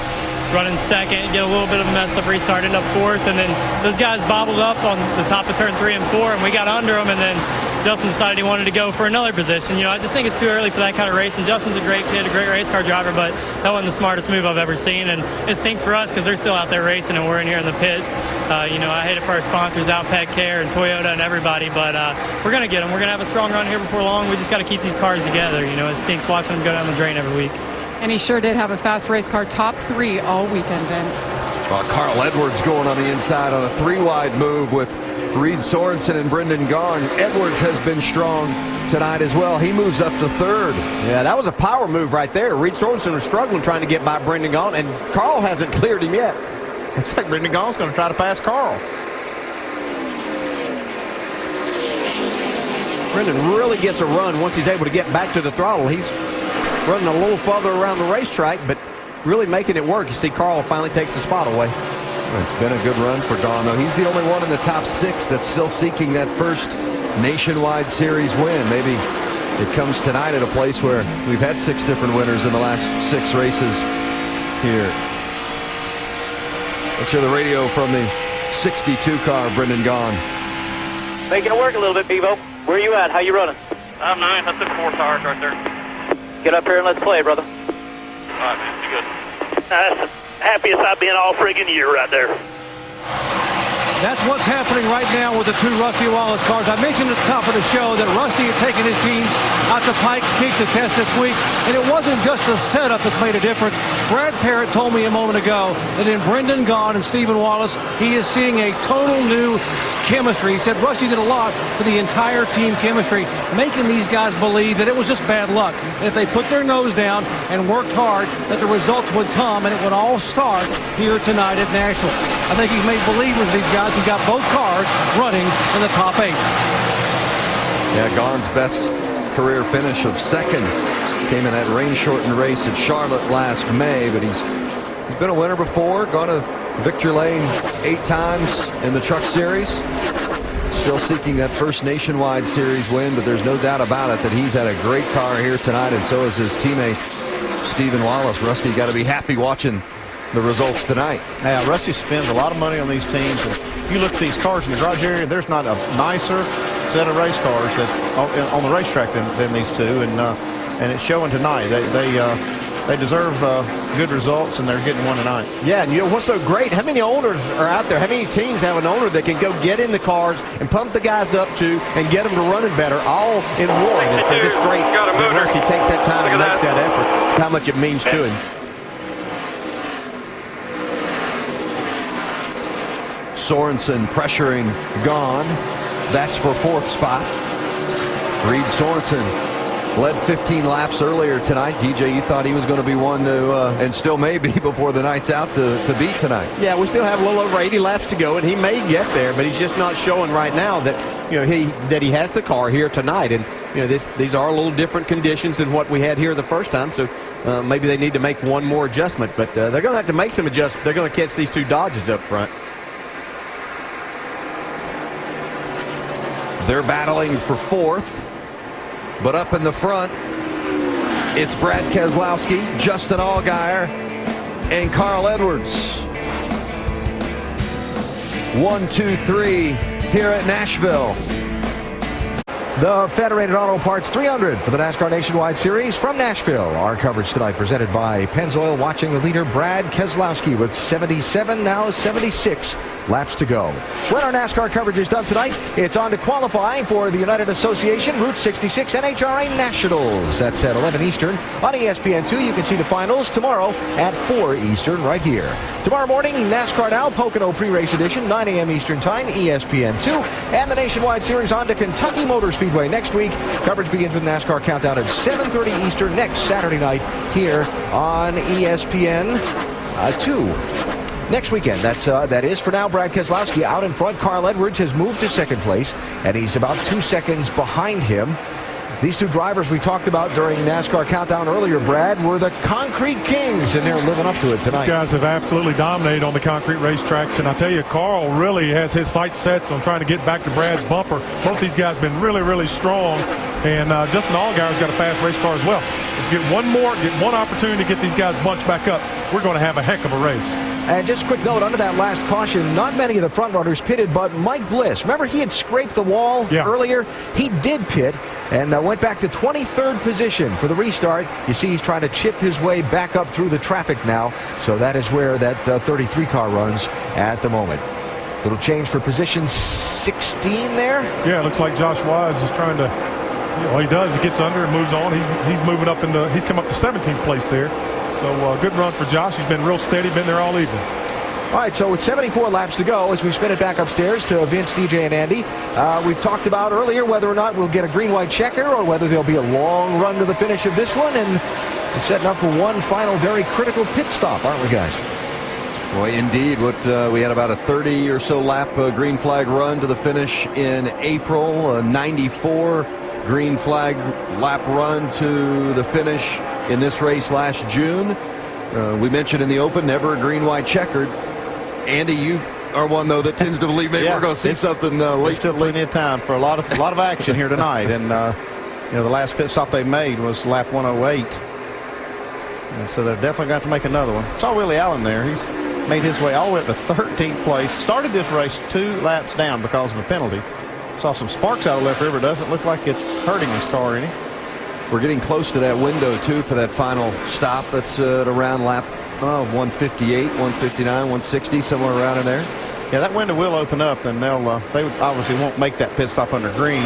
They'll try to stretch it as far as they can so they don't get caught down a lap. But if the caution comes out anytime, really from about now on, I think they can kind of count on making that last stop.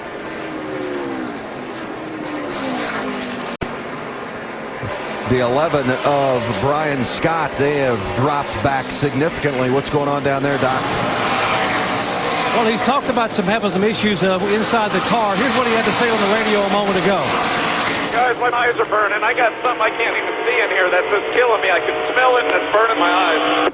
10-4, just hold your line, hold your hand out the window, try to get you a little air.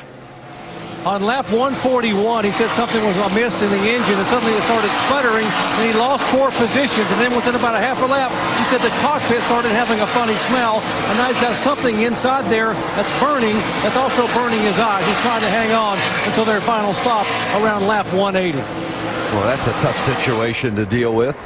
Tough to see. You got something in your eye. There's the battle for 5th place. That's Brendan Gaughan leading Paul Menard. These two have been around one another quite a bit tonight.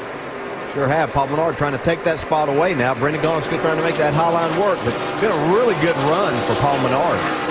He did not come back yesterday and practice his car, so he's been able to adjust on it and get it to his liking tonight. We've seen him up in the top 5 or 6 the majority of the night. At the beginning of the season, crew chief Matt Pusha telling me that they really believed that they could be a top 5 team from a points perspective to run the full nationwide season. They're 6th in points right now, but they don't have a top 5 finish. And I know from Matt's perspective, they thought they were going to contend for some more wins than what they've done here this season. But the Fords have struggled in that category. They have struggled. This has been one of the strongest Fords this year in the Nationwide Series. Been very solid. Tonight, probably a night that they're going to get their first top 5. Brendan Gaughan maybe having a little bit of a problem down there, Doc? He just cued the radio a moment ago as you watched the 98 car of Paul Menard go by for position. Brendan just screamed. He said suddenly the engine has changed harmonics. He said it seems like it's going to blow. Now it's got suddenly a very, very high pitch as he falls in behind the 98. It's not good with 65 laps to go. Now you can really hear the change. Obviously, you can hear the change in the motor, but that really starts getting in your head then, doesn't it? Yeah, it really does, and it is something that you can't hear as a driver, but sometimes even the handling of the race car can change that too. Your RPMs will change, and so that will change your sound and tune of the engine also. So hopefully it's something like that, and it's not something that could take these guys out of a great run. It still makes Brad Perry, you saw the crew chief over there, it makes him very concerned when you hear that on the radio. You really get concerned about it. Yeah, quite a change, because just a short while ago, Parrott was talking about how happy he was because the car was running so well. That's racing. It changes pretty quick. Keselowski has now led 34 laps. Remember, he started all the way back in the 24th position, but he's being chased by Carl Edwards. The furthest back a winner at Nashville has ever started was 22nd. Michael Waltrip back in April of 2004. Keselowski could change that here tonight. He could, but he's going to have his hands full here shortly. Carl was about 2 seconds behind earlier. He's cut a second off of that. Hey, tell his spotter, tell him to hold up a little bit. We'll race. 10-4. I'll make sure he gets the message. That was Carl Edwards. A little request for Brad Keselowski right now, trying to hunt him down. I don't know if Brad Keselowski is going to go ahead and do what Carl Edwards just asked him to do, which is slow down so Carl can catch him. But Carl told me before he climbed in the car, guys, that the car was super loose, and they really have been chasing that loose condition all race long. It seems like they finally have it under control. As moments ago, Carl Edwards radioed in and said it's just a little tight in the center, but it's good. Guys? Yeah, I don't think he can count on Brad waiting on him. No, he better work on his car some more if he's wanting to get to his back bumper, or just keep driving it hard like he knows how to do. Yeah, Brad Keselowski doesn't strike me as the type that's going to be generous in this type of situation, and can't say that I blame him. He's fighting for a championship, and Edwards is really the guy chasing him in that championship hunt. Yeah, and this is the record that these two guys, we've talked about it a number of times, but their record on concrete turfs now, they both obviously do very well at a lot of other places, but get on concrete. And I think that's an acquired feel that different drivers have with that, and these two guys have gotten a better feel than others. Edwards still on the chase, but Brad Keselowski's the man. He leads at Nashville. Brad Keselowski, Carl Edwards also 4 tires on that 60 car. They said just a little bit of air pressure. They don't want to mess the car up. They said it is that good. Guys? In the race off pit road, it's going to be Brad Keselowski and Carl Edwards, and then the 98 of Paul Menard. Stephen Wallace gained 4 spots. So Wallace gained 4, Bliss gained 5. Brad Keselowski still the leader. That final pit stop, in all likelihood, is going to take us to the end. Welcome back to the NASCAR Nationwide Series at Nashville. Make sure to go to NASCAR.com for all your latest NASCAR information. Getting ready for a restart after our 7th caution. A couple of Dodges, a couple of Fords, and a couple of Toyotas in the top 6. That's Brad Keselowski on the inside in this restart with Carl Edwards on the outside. Yeah, Carl got a good restart right there. Working that Brendan Gaughan line. Keselowski and Edwards have been up front for much of the race after Justin Allgaier led the first 58. Now Carl drove it down into turn 3. Man, look at Menard now trying to get on the inside of Brad Keselowski. Keselowski getting pressured from his teammate Justin Allgaier around the outside now. And he's getting from both sides. Edwards in the lead. Keselowski trying to fend off his teammate for second. Paul Menard, Brendan Gaughan, Reed Sorensen all in position to pounce. That's the battle. Keselowski for the lead. Keselowski inside. What a battle between Keselowski and Carl Edwards. Keselowski just reloaded and shot right back up. I'm telling you, that was a power move down the back straightaway and down into turn 3. Now let's see what Edwards can do in response. Well, you can see the sparks flying now. The speeds are up. Driving a little bit harder, a little deeper into the corner. Justin Allgaier, who's been strong all night. We mentioned started from the pole, led a lot of laps. He's pressuring Edwards. And there's Sorensen and Brendan Gaughan. They have been strong. Stephen Wallace is right there in the mix. Rusty's teams have been very good tonight, and there's Justin Allgaier now trying to make it 1-2 for Penske, and he gets by Carl Edwards as they go through turn 1 and 2. Well, I remember another concrete racetrack this year where these 2 Penske cars duked it out for the win. At Bristol, Allgaier passed Keselowski, went on to win. Good battle here, the 21 of Riggs and the 18 of Brad Coleman. That's Coleman Presley there in that 88 car just in front of these 2. Yeah, in ninth spot. Great run for him after rebounding from that spin early on. Here's Reed Sorensen. He's had all kinds of problems all night in passing Brendan Gaughan. Of course, a lot of people have. Brendan's really been good on that high side. Can become really aggravating as a driver because you know if you could just get by him, you could move forward a little bit, but Brendan's not going to move over. Riggs seems like he's a little bit better than Presley, but he hasn't been able to get underneath him. There he goes. I think there's one thing for sure. Coleman Presley's shown in this car tonight that he belongs in a good race car. And that as he gets more time in it, he's going to be even better. I think Dale Jr. has been nicely rewarded tonight for his faith in a couple of young guys. Coleman Presley, who's done a great job in 10th, and Josh Wise in the 7 car back in 20th. Dale Jr. said that if Coleman Presley could win tonight, he would buy 1 hour drinks at the Whiskey River bar that he owns. There's a lot of folks that are really rooting for Coleman Presley right now. Coleman is doing a good job tonight, Coleman Presley. Well, what's that hanging from the back of his car? That's from the earlier spin. He got in the wall just a little bit with that right rear corner, and they've patched it up, but it's probably some of that little loose sheet metal or maybe one of the little braces that it looks to be like tape, really, that's dragging, or maybe a piece of that bumper. Maybe some of that bear bond. I don't think it's any problem. Under 50 to go. Mike Bliss now being sandwiched. Oh, Riggs goes way down on the apron. I've been impressed with the way Riggs has driven the car tonight, too, for Richard Childress. Well, he's sure peaking at the right time here at this on this last run. That was for 7th. Menard in 8th. Here's another good battle for these two for 4th. They're going to be tired of seeing one another before this night's over with. And the problem is Reed Sorensen in the 32 just can't quite get enough of a run up out of the corner. Brendan Gaughan gets back to the gas so hard that he carries that straightaway speed. So Reed's really having a hard time getting just clear enough to pull up in front. Well, you can't accuse Brendan Gaughan of not giving him room to race. You can drive a truck between them in the corner. So there, now we got a little contact. That could be a problem. Yep. You can see the 32 start to push right here. We also saw that same kind of contact caused a crash with Trevor Bain when his left rear tire went down after that, something just like that. Let's get more on Sorensen and Gaughan. 32-car Reed Sorensen. They put a rubber in the left rear. They've been trying to work on the car being so free all night. Wedge didn't help it. Track bar didn't help it. And now Reed says with the rubber in the left rear, the car is rolling over in the corner. That's why he can't get the bite coming up. Now he slides in behind the 62 of Brendan Gaughan. Brendan, on the other hand, had said this is the tightest his car has been all night long.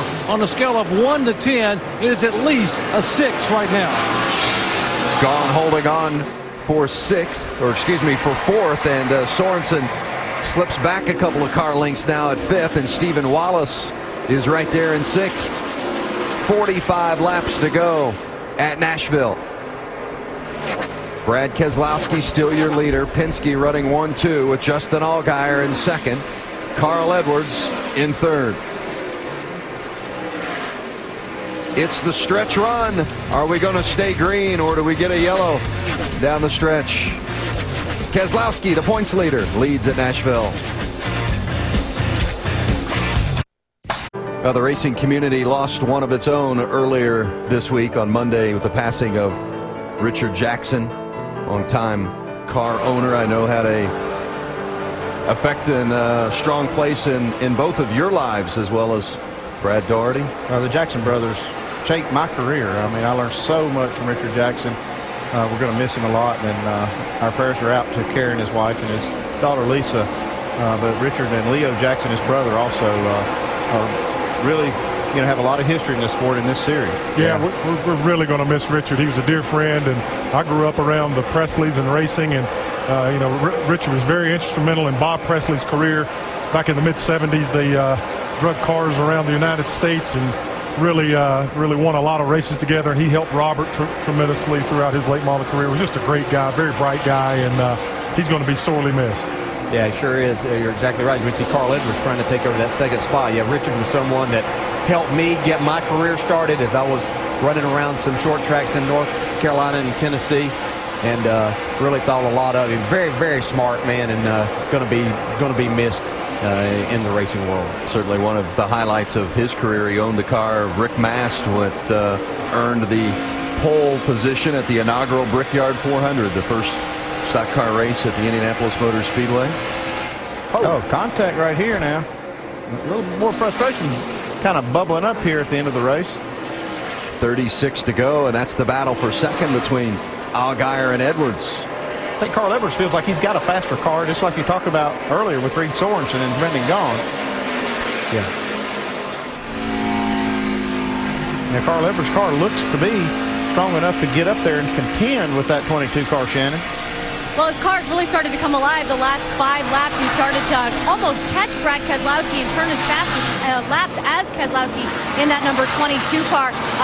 We've already mentioned how Eric Darnell practiced this car for Carl Edwards this weekend. They were 36th fastest in final practice, but when I spoke with Drew Blickensturfer, he told me not to be concerned because he knew when Carl Edwards got in this car, if the balance was right, they would be fast. And guys, they have been fast. Carl is running the top 10 the entire race, and right now he's just trying to get those dodges. Under 35 laps to go here at Nashville. Plenty of racing yet to come here on ESPN2 this weekend. Later tonight, qualifying 11 o'clock Eastern Time, the United Association Route 66 NHRA Nationals. And then the finals tomorrow afternoon at 4 Eastern. Don't forget NASCAR Now tomorrow morning, 9 o'clock. Pre-race at Pocono, getting you ready for the Sprint Cup race tomorrow afternoon. And then next Saturday we'll be at Sparta, Kentucky. NASCAR Nationwide Series at Kentucky, 7:30 Eastern on Saturday on ESPN. Winding down to the finish here at Nashville tonight. Brad Keselowski, Justin Allgaier, Carl Edwards, Reed Sorensen, they're the top 4. They have led all but 2 laps tonight. Kenny Wallace led the other 2 under caution. But otherwise, it's been Keselowski, Allgaier, Edwards, and Sorensen. Yeah, and I've said this a number of times. Brad Keselowski made the effort yesterday to come here, practice this car, got in it actually at the very end of the first practice session, and then was in it for the whole second practice session. And effort equals results, and this is how you win championship. Keselowski's made it look pretty easy today, but maybe not quite as easy as we sometimes think. And you think he's just out there cruising, but look at this. You can tell he is on that wheel now, trying to get this thing as fast as he can make it go. Now Carl Edwards is back underneath Allgaier. Man, can't quite get him, though. Now, you see back in just slip a little bit. You just can't get all the throttle that you need to right at that point. I think what Carl was trying to do a while ago, I don't know that he really meant to touch the 12 car or meant for them to come together. He was just trying to force him up a little bit, maybe to get the 12 to lift just a little bit so that he could go on and make that pass, because now you're 5 laps further down and you're just not going to have a shot at going up and catching Brad Keselowski. These are a couple of guys battling for points in the championship chase as well. Yeah, he might not even pass him, so talking about getting to the 22, but Justin Allgaier is making it very difficult for him to take that second spot away. Now as Allgaier and Edwards swap positions back and forth and run side to side, it just lets Keselowski get a little further down the road. He's got a 2.7 second lead right now. That's pretty comfortable, especially when he looks back and sees how hard those guys have raced. At some point, do you just get single file to try to catch up with Keselowski? Nope, not now. Yeah, that's 5 points right there, and that's Carl knows that, you know, this is the guy that's right behind him in the points, so, you know, that's 5 points that mean a lot to them. So, no, you got to race. Chances of them catching, unless they have a caution, chances of them catching Brad Keselowski now are pretty slim. Penske cars running 1-2, and they have finished in the top 5 in 3 races this season, including that Bristol race in which they finished 1-2. At Charlotte last week as well. I think. Caution. Got a yellow. It's Brian Scott. You know, that car he was saying had something wrong. Get there, I apologize. I hate that happened for us. Said he smelled something inside the car. And we'll get loaded up. Looks like it was the engine going away. Scott was running 28th at the time. There's a quick look at Paul Wolf, who's the crew chief for Brad Keselowski. And you made the comment that Scott had indicated that he was having something burning in his eyes earlier. Yeah, but don't forget, now this is a Braun Racing car, and they got the same engine builders. And we saw the same kind of thing happen to the 38 car earlier. Jason Leffler went to the garage earlier with a big puff of smoke out the rear end. You see, it looks very similar to that 38 car. Maybe make the 32 a little bit nervous. It would me. They staying out or coming in, Andy? Oh, I think they got to stay out right here. There's 20. Now, here's the problem. There's 26, 25 cars on the lead lap. So if you're up front and you can make that pit stop and everybody stays out, then what?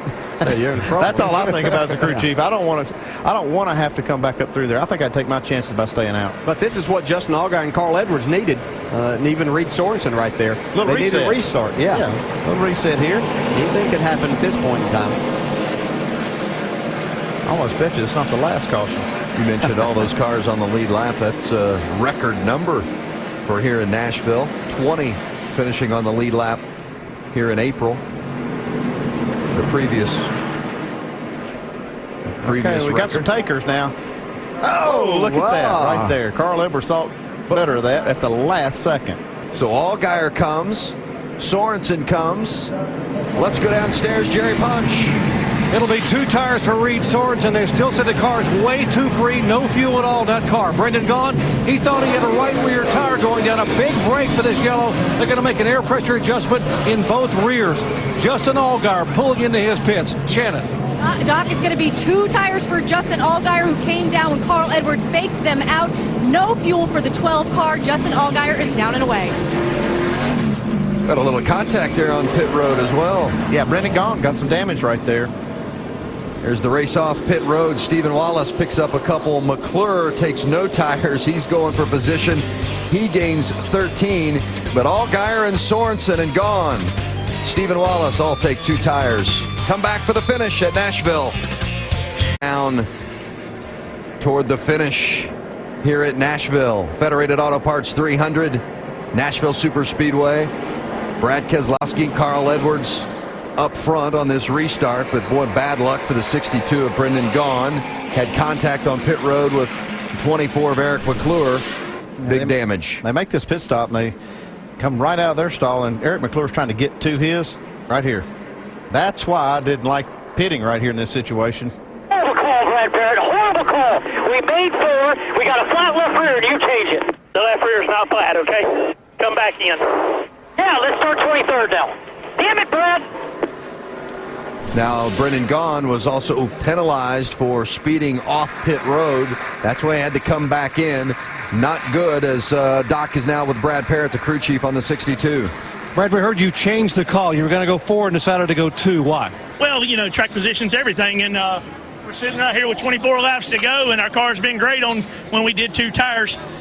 We hit Reed about 30 laps ago, or 25 laps ago, and we thought we had a left rear going down. When the car stopped in the pits, the left rear tire was not down, so I called 2. We left the pits. We hit the 24. My call. I mean, totally my fault. You know, sometimes you're going to win them, sometimes you're going to lose them. That's why they call it big-time auto racing. All right, we're going to go back to the green flag and see who can win this big-time auto race in Nashville, Tennessee, guys. Side by side, Keselowski and Edwards diving down into turn 1 with Paul Menard right there behind him. Yeah, you can see Carl right down on the right side of the 22. This is his big chance if he can make this stick. Well, the last restart, Carl Edwards was able to clear Brad Keselowski and get the lead, and then Keselowski came back. Looks like Carl might be able to clear him here. Carl maybe just a little stronger on that first start, but Keselowski's not giving it up. No. Keselowski's not going to be easy to pass in this situation. Looks like he's letting him drive it down into the corner, Carl Edwards. The Ford showing a little power tonight because Paul Menard has been running up there around the top 5 much of the evening. But Keselowski coming right back with the Dodge. He gets underneath Edwards, takes the lead. And that 22 car is just too stout tonight. Seems like maybe it takes the 22 a couple of laps to get going. That's what it looked like, because Carl looked like he could clear him on the outside, and then all of a sudden here comes Brad Keselowski back by. Side by side with Bliss on the outside of the KHI car, and that's Brad Coleman and the Joe Gibbs Racing Toyota on the inside. Allgaier, Sorensen, and Stephen Wallace in that mix. Yeah, Justin Allgaier just needing somewhere to go. He's glad to see Mike Bliss make a move there. He's going to try to go to the outside. Here, the 3 wide. Coleman on the inside, Bliss in the middle, and looked like Bliss got a little loose when Allgaier came up on the side of him, and the pass is made. Now, Allgaier's the first car that has 4 tires. Or 2 tires. He took 2 tires the last stop. But he is the first car that made the pit stop. Yeah, he was running second whenever he pulled off the track under that caution. Allgaier now 4th. Bliss under attack from Brad Coleman. It's been a relatively quiet night, but a very steady night for Brad Coleman. He's done a nice job in the 18. Yeah, done exactly what he needed to do. He's been here all night, running very competitive the entire night. And what Justin Allgaier's thinking right now is he needs a caution. Get himself up there to where he has a chance. Steve Coleman's still trying to battle Mike Bliss in the 33. It's really important for the 33 team with Kevin and Delana Harvick, crew chief Ernie Koch. They want to have a shot at that Owners' Championship, and that's why they decided they want a veteran guy like Bliss. Ron Hornaday running the trucks this weekend in Texas wasn't available to run here. Mike Bliss, the first man they called. Yeah, how about Taylor Mossam in this 10 car? First time he'd been in a nationwide car. Doing a terrific job. It's a battle for 5th. And Bliss did have a little contact earlier in the race, and it's been a little while back in the pack. It looks like they've got him fixed up pretty good. He did not make a pit stop on that last caution. DiBenedetto and Mulsum on the right side of the screen, 2 guys here for the first time, have shown well tonight. DiBenedetto right up on the bumper of Riggs. On the left side, it's still too wide with Bliss and Coleman. Reed Sorensen looking for an opening. Stephen Wallace lingering. Yeah, these guys are going to have a lot of company. They keep running side by side here. We're going to have about a 6 or 8 car battle for that spot. Brad Keselowski still leading up front. About 0.8 of a second over Carl Edwards. Yeah, these 2 screens are coming together into one right now. Where you see this battle is now about 6 or 7 cars. Bliss stout enough that it's just strong enough to keep those guys from making that easier pass on him, and it's causing a little bit of a bunch up as he protects 5th place. He's doing what he needs to do. It's 16 laps to go. You don't want to give up a spot. Well, you give up 1 in that situation, it may be 5 or 6. Yeah, could be 7. And in this group, you have a lot of guys that are really needing to have a good run, and they're all doing a terrific job here. They're racing hard, but not getting themselves in trouble. There's the man in front, Keselowski, leading Carl Edwards, with Menard and Allgaier chasing. 15 laps to go here at Nashville. See there, Justin Allgaier trying to take over that 3rd spot. Let's check the speeds at the line and see if anybody's coming to the front on this 22 car. He's got a pretty good lead. Like he had the fastest lap of the top 3 that lap. Couldn't be surprised with what we see there from what those 3 have demonstrated throughout the course of the night. Allgaier and Bliss right there as well. See that time with Carl Edwards and Brad Keselowski almost identical. Literally 1/100 of a second separating those 2 guys on those last laps around the track.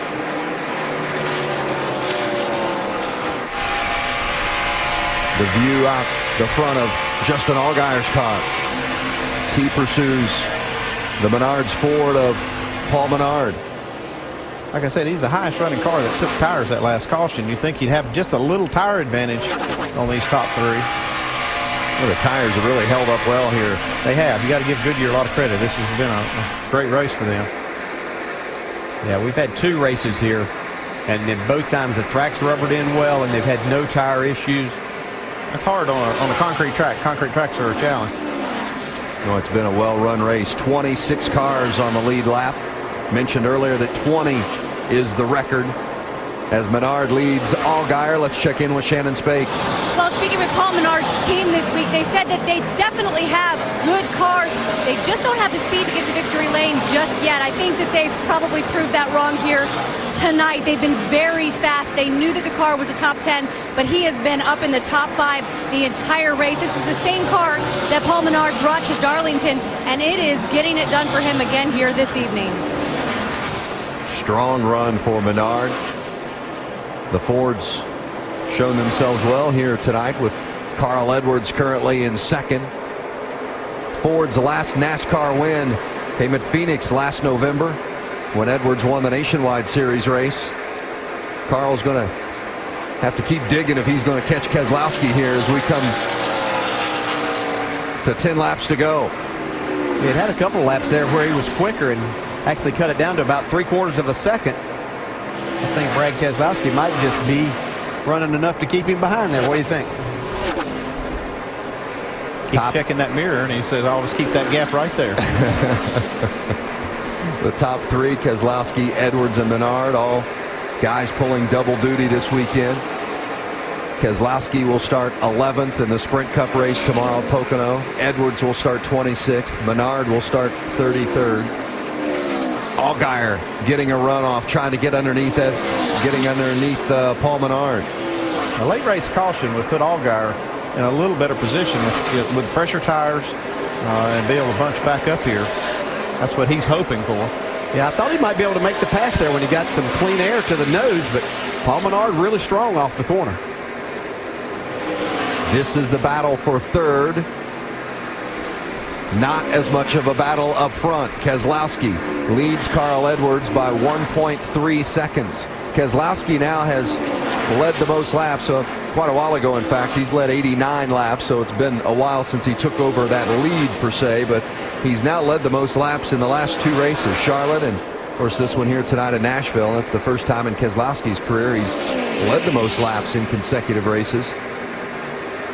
As we talked about his development and his progression, DJ, you got to say the same thing with what we've seen from Justin Allgaier. Man, he has come on the scene and he has been rock solid from day one. Well, he has, and I think the addition of that second team with Brad Keselowski there has really helped Justin Allgaier's program too. So they seem to really work well together, and we're just seeing a really solid effort from Penske in this Nationwide Series.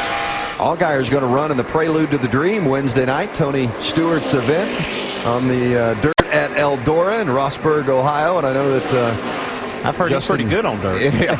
Came up racing on the dirt as a youngster, and he was very excited about the opportunity to run in the Prelude on Wednesday night at Eldora.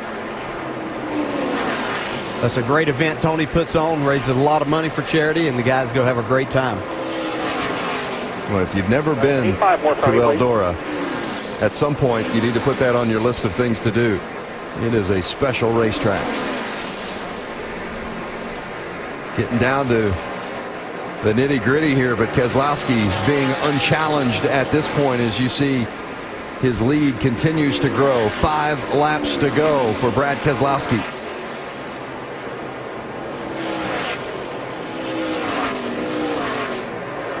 Edwards in pursuit. The blue car in second. Been a good run for Carl, but at least at this point, it just doesn't look like he's got what it takes to catch Keselowski or pass. He definitely needs some help. Paul Menard in third. His last top 5 finish at Texas last April. The 4th place car belongs to Justin Allgaier, Keselowski's teammate. The 33 of Mike Bliss. He's been rock solid today, as has the 18 of Brad Coleman. Reed Sorensen running in 7th. He led 15 laps earlier tonight. Yeah, I don't want to jump ahead too much, but you better watch Brad Coleman next week at Kentucky. He's got himself back in the race car. He could go to victory lane there next week. Finished second there a few years back. Stephen Wallace in the 66. Been a very good run for him tonight. He's in 8th, followed by Scott Riggs. Given Richard Childress, Richard Childress in the 21 hasn't had much success this season. Some bad luck has come their way, and Riggs has really done a nice job. Matt DiBenedetto in the 20 car for Joe Gibbs Racing, doing a nice job. Like I say, staying out of trouble. Car looks clean all the way around. Yeah, very solid run. Taylor Malsom in the 10 car for Braun is in 11th. Another one of those young drivers. We see so much young talent in this NASCAR Nationwide Series. Michael Annett is there as well. Just a couple of laps to go now for the leader, Brad Keselowski. The white flag waves for the leader. So we look at some of the action on the backstretch, and there's Keselowski. He's taken the white.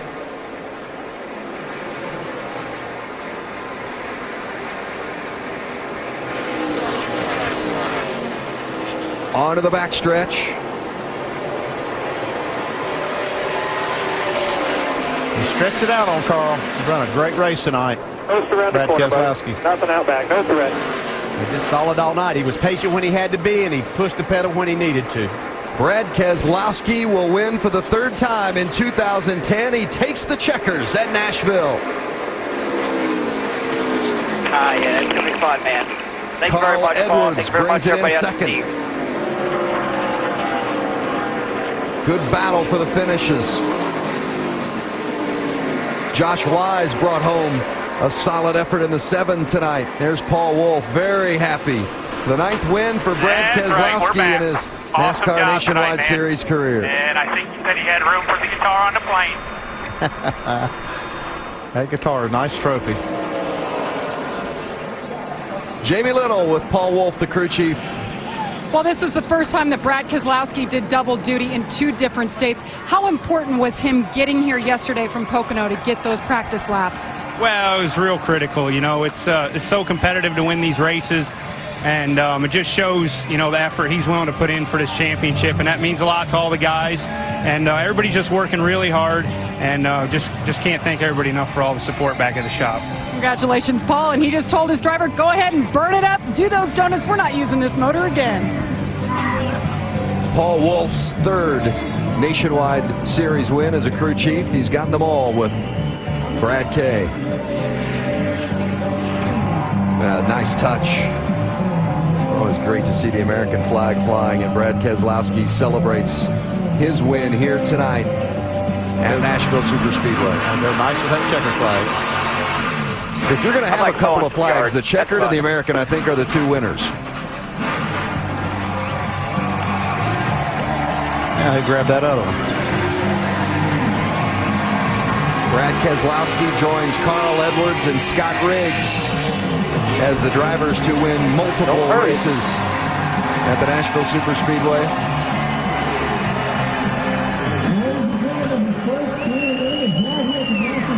Well, we said at the beginning of the show, Carl Edwards and Brad Keselowski, they were the 2 guys you had to beat on concrete, and they finish 1-2 tonight. Keselowski wins, and Edwards is second, Doc. Yeah, 6th top 5 finish of the year for Carl Edwards, equaling his best finish of the year. And Carl, I know it's not a win, but it seems like a step in the right direction for you guys. Yeah, no, it's not a win. But, man, my guys worked hard. We led a lot of laps. We ran really well. Brad just did a really good job on that last restart. He just worked that bottom just right, and I was trying to hold him down there and keep him loose, and his car was just a little better, and we just fought loose there that last run. But got to thank Copart and Fastenal. Copart's got Copart.com, online auctions. You can buy anything, any cars. Not this one, though. This one's pretty fast, so we'll be keeping this one, and hopefully we'll get that win soon. But that's a good day for us. Drew did a good job, and Eric Darnell did a great job. Hey, good luck in Pocono tomorrow. Thank you. Carl Edwards. Vince? Carl will start 26th in the Sprint Cup car tomorrow at Pocono. Ticket to the race. You like what you see here tonight at Nashville? Well, there's a lot of good racing coming up on your summer schedule. Looking forward to being at Kentucky Speedway next weekend. Of course, you'll see that right here on the family of networks as well. Road America. That'll be an interesting one. Turning right and left and visiting Road America for the first time. That's wrapping up the month of June in New Hampshire. See here, Kyle Busch, he didn't even lose a spot in points. He sat up there at Pocono and watched the race. But big point lead now for Brad Keselowski, up to 196. Carl Edwards in 3rd. Harvick, of course, not here either. And there's Allgaier, 295. I think that Allgaier-Carl Edwards battle could be one that we'll talk about throughout the course of the evening or throughout the course of the season. But tonight was Brad Keselowski's night. But I'll tell you what, Brendan Gaughan gave us a lot of excitement this evening as well, Jamie. Well, he ran up front. He's standing at the front of his car. Brad Parrott, his crew chief here. We talked to Brad. He took the blame for that call, but how hard was that to swallow? I mean, I knew that we had a left rear tire going down. You know, Reed just got me. He didn't like being pinned on the bottom, and I'm on the outside. I mean, you want to pass me, but he didn't like it and got a left rear flat. So South Point Toyota ran great tonight, and this team needs more than moral victories. We need to have some victories, and I don't think we're good enough to beat the 22 or the 60, but I was in front of the 98 all night, so, I mean, we should have had a top 5 with our Toyota. One of those deals, but how about that Willie Allen? Coming 2 laps down?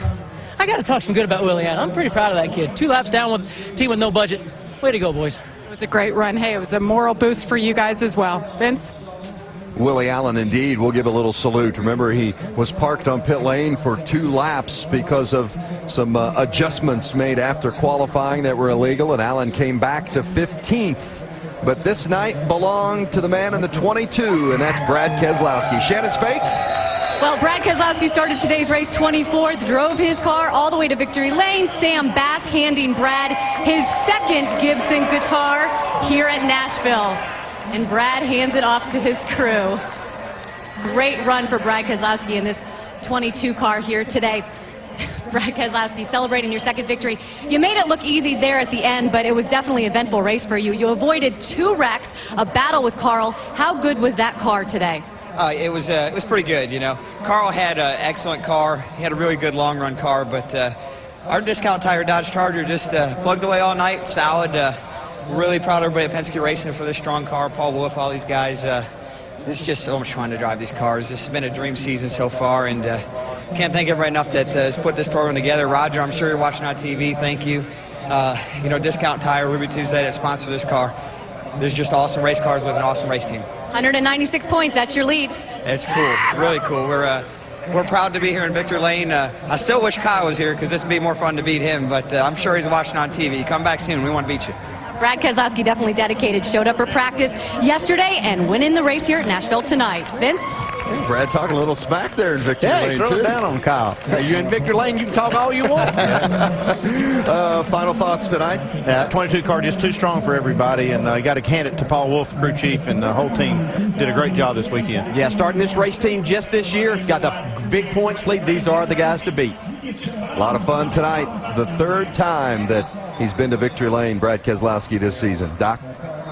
And how about the run for Paul Menard tonight? First top 5 since Texas of last year. Paul, what was the difference for this team tonight? Car was good ever since I sat in. You know, Colin practiced car yesterday. Matt and the boys did a good job setting it up, and we didn't do a whole lot. We kind of got behind on adjustments. I got too tight at the end.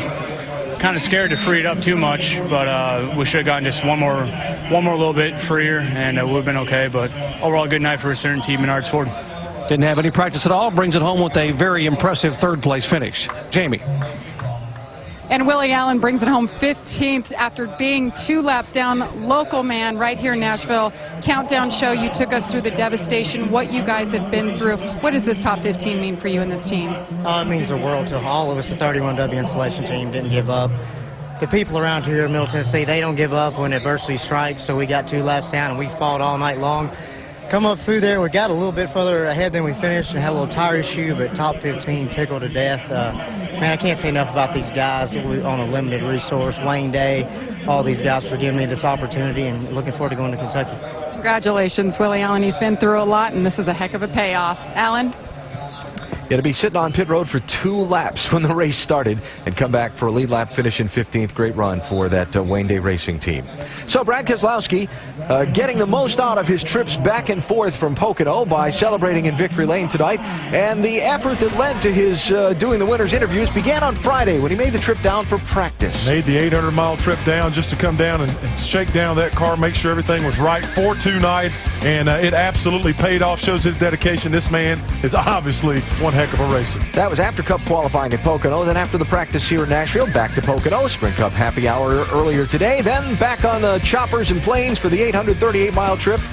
Back here to Pocono, where he got off the chopper, qualified his car, not as well as he would have liked. It was a little hot and greasy today, and he missed it a little bit and had to start back in about 20, I think he was 24th or 25th, 24th. 24th, got it. And, but you know, when you're driving great race cars, it's fun to go back and forth, and I'm sure he didn't mind the trip. But when you start back in 24th, sometimes you got to dodge a little trouble. Yep, saw young Coleman Presley spin there early in the race, and Brad had to dodge him, and then you see right here, 27 car, Scott and Wimmer, same thing. Just car gets loose, turns sideways, hits the wall, and Brad's being very patient, not pushing the issue. Final restart.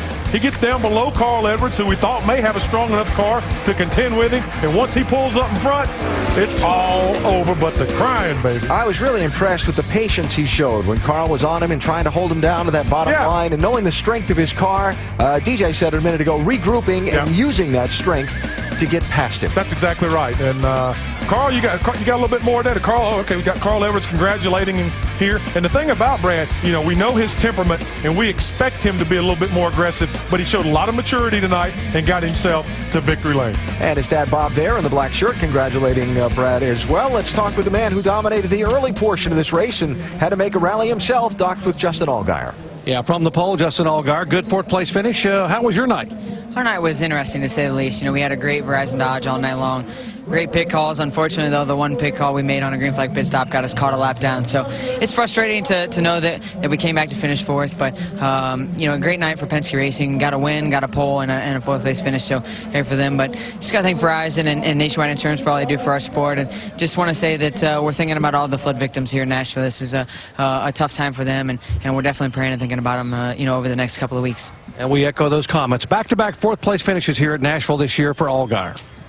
All right, Doc, thanks. So to begin to put a button on our night here in Nashville tonight, some of the storylines we talked about at the beginning of the evening, the double-duty guys, well, they kind of ended up dominating the top spots on the podium. Did a great job. Paul Menard, what a great finish for him. Congratulations to Paul on a nice third-place finish. New faces in new places. Did a pretty solid job. Yep, De Benedetto, I got that, Matt. Yes, sir. And Taylor Mawson, Coleman Presley, guys ran 10th, 11th, 12th. Could be the new guys in the series. All ran well. Even Mike Bliss giving Kevin Harvick's car a ride to 5th place, and Brad Coleman giving the Gibbs 18 a ride to 6th position.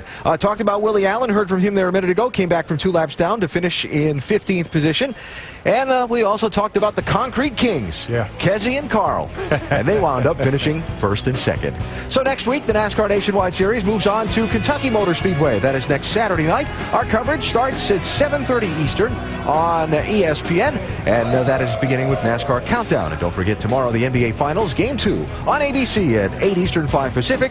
Lakers lead the series 1-0. Coverage begins with GMC Sierra NBA Countdown at 7:30 Eastern. Up next, United Association Route 66 NHRA Nationals qualifying. The dragsters following us in just about, less than a minute. So Brad Keselowski made 2 trips from Pennsylvania to Nashville and has made it pay off. He will take that Gibson guitar back on the plane with him to Pocono, a 2nd guitar in his collection. And congratulations to the Penske team for a double top 5 night, and Keselowski for his victory here in Nashville. So it's back to Pocono for him to try and maybe win a Sprint Cup Series race tomorrow. And for us and the rest of the Nationwide Series, it's on to Kentucky next week. Hope you look us up next Saturday night. For our entire ESPN NASCAR crew, Alan Bestwick, so long from Nashville. This has been a presentation of ESPN, the worldwide leader in sports.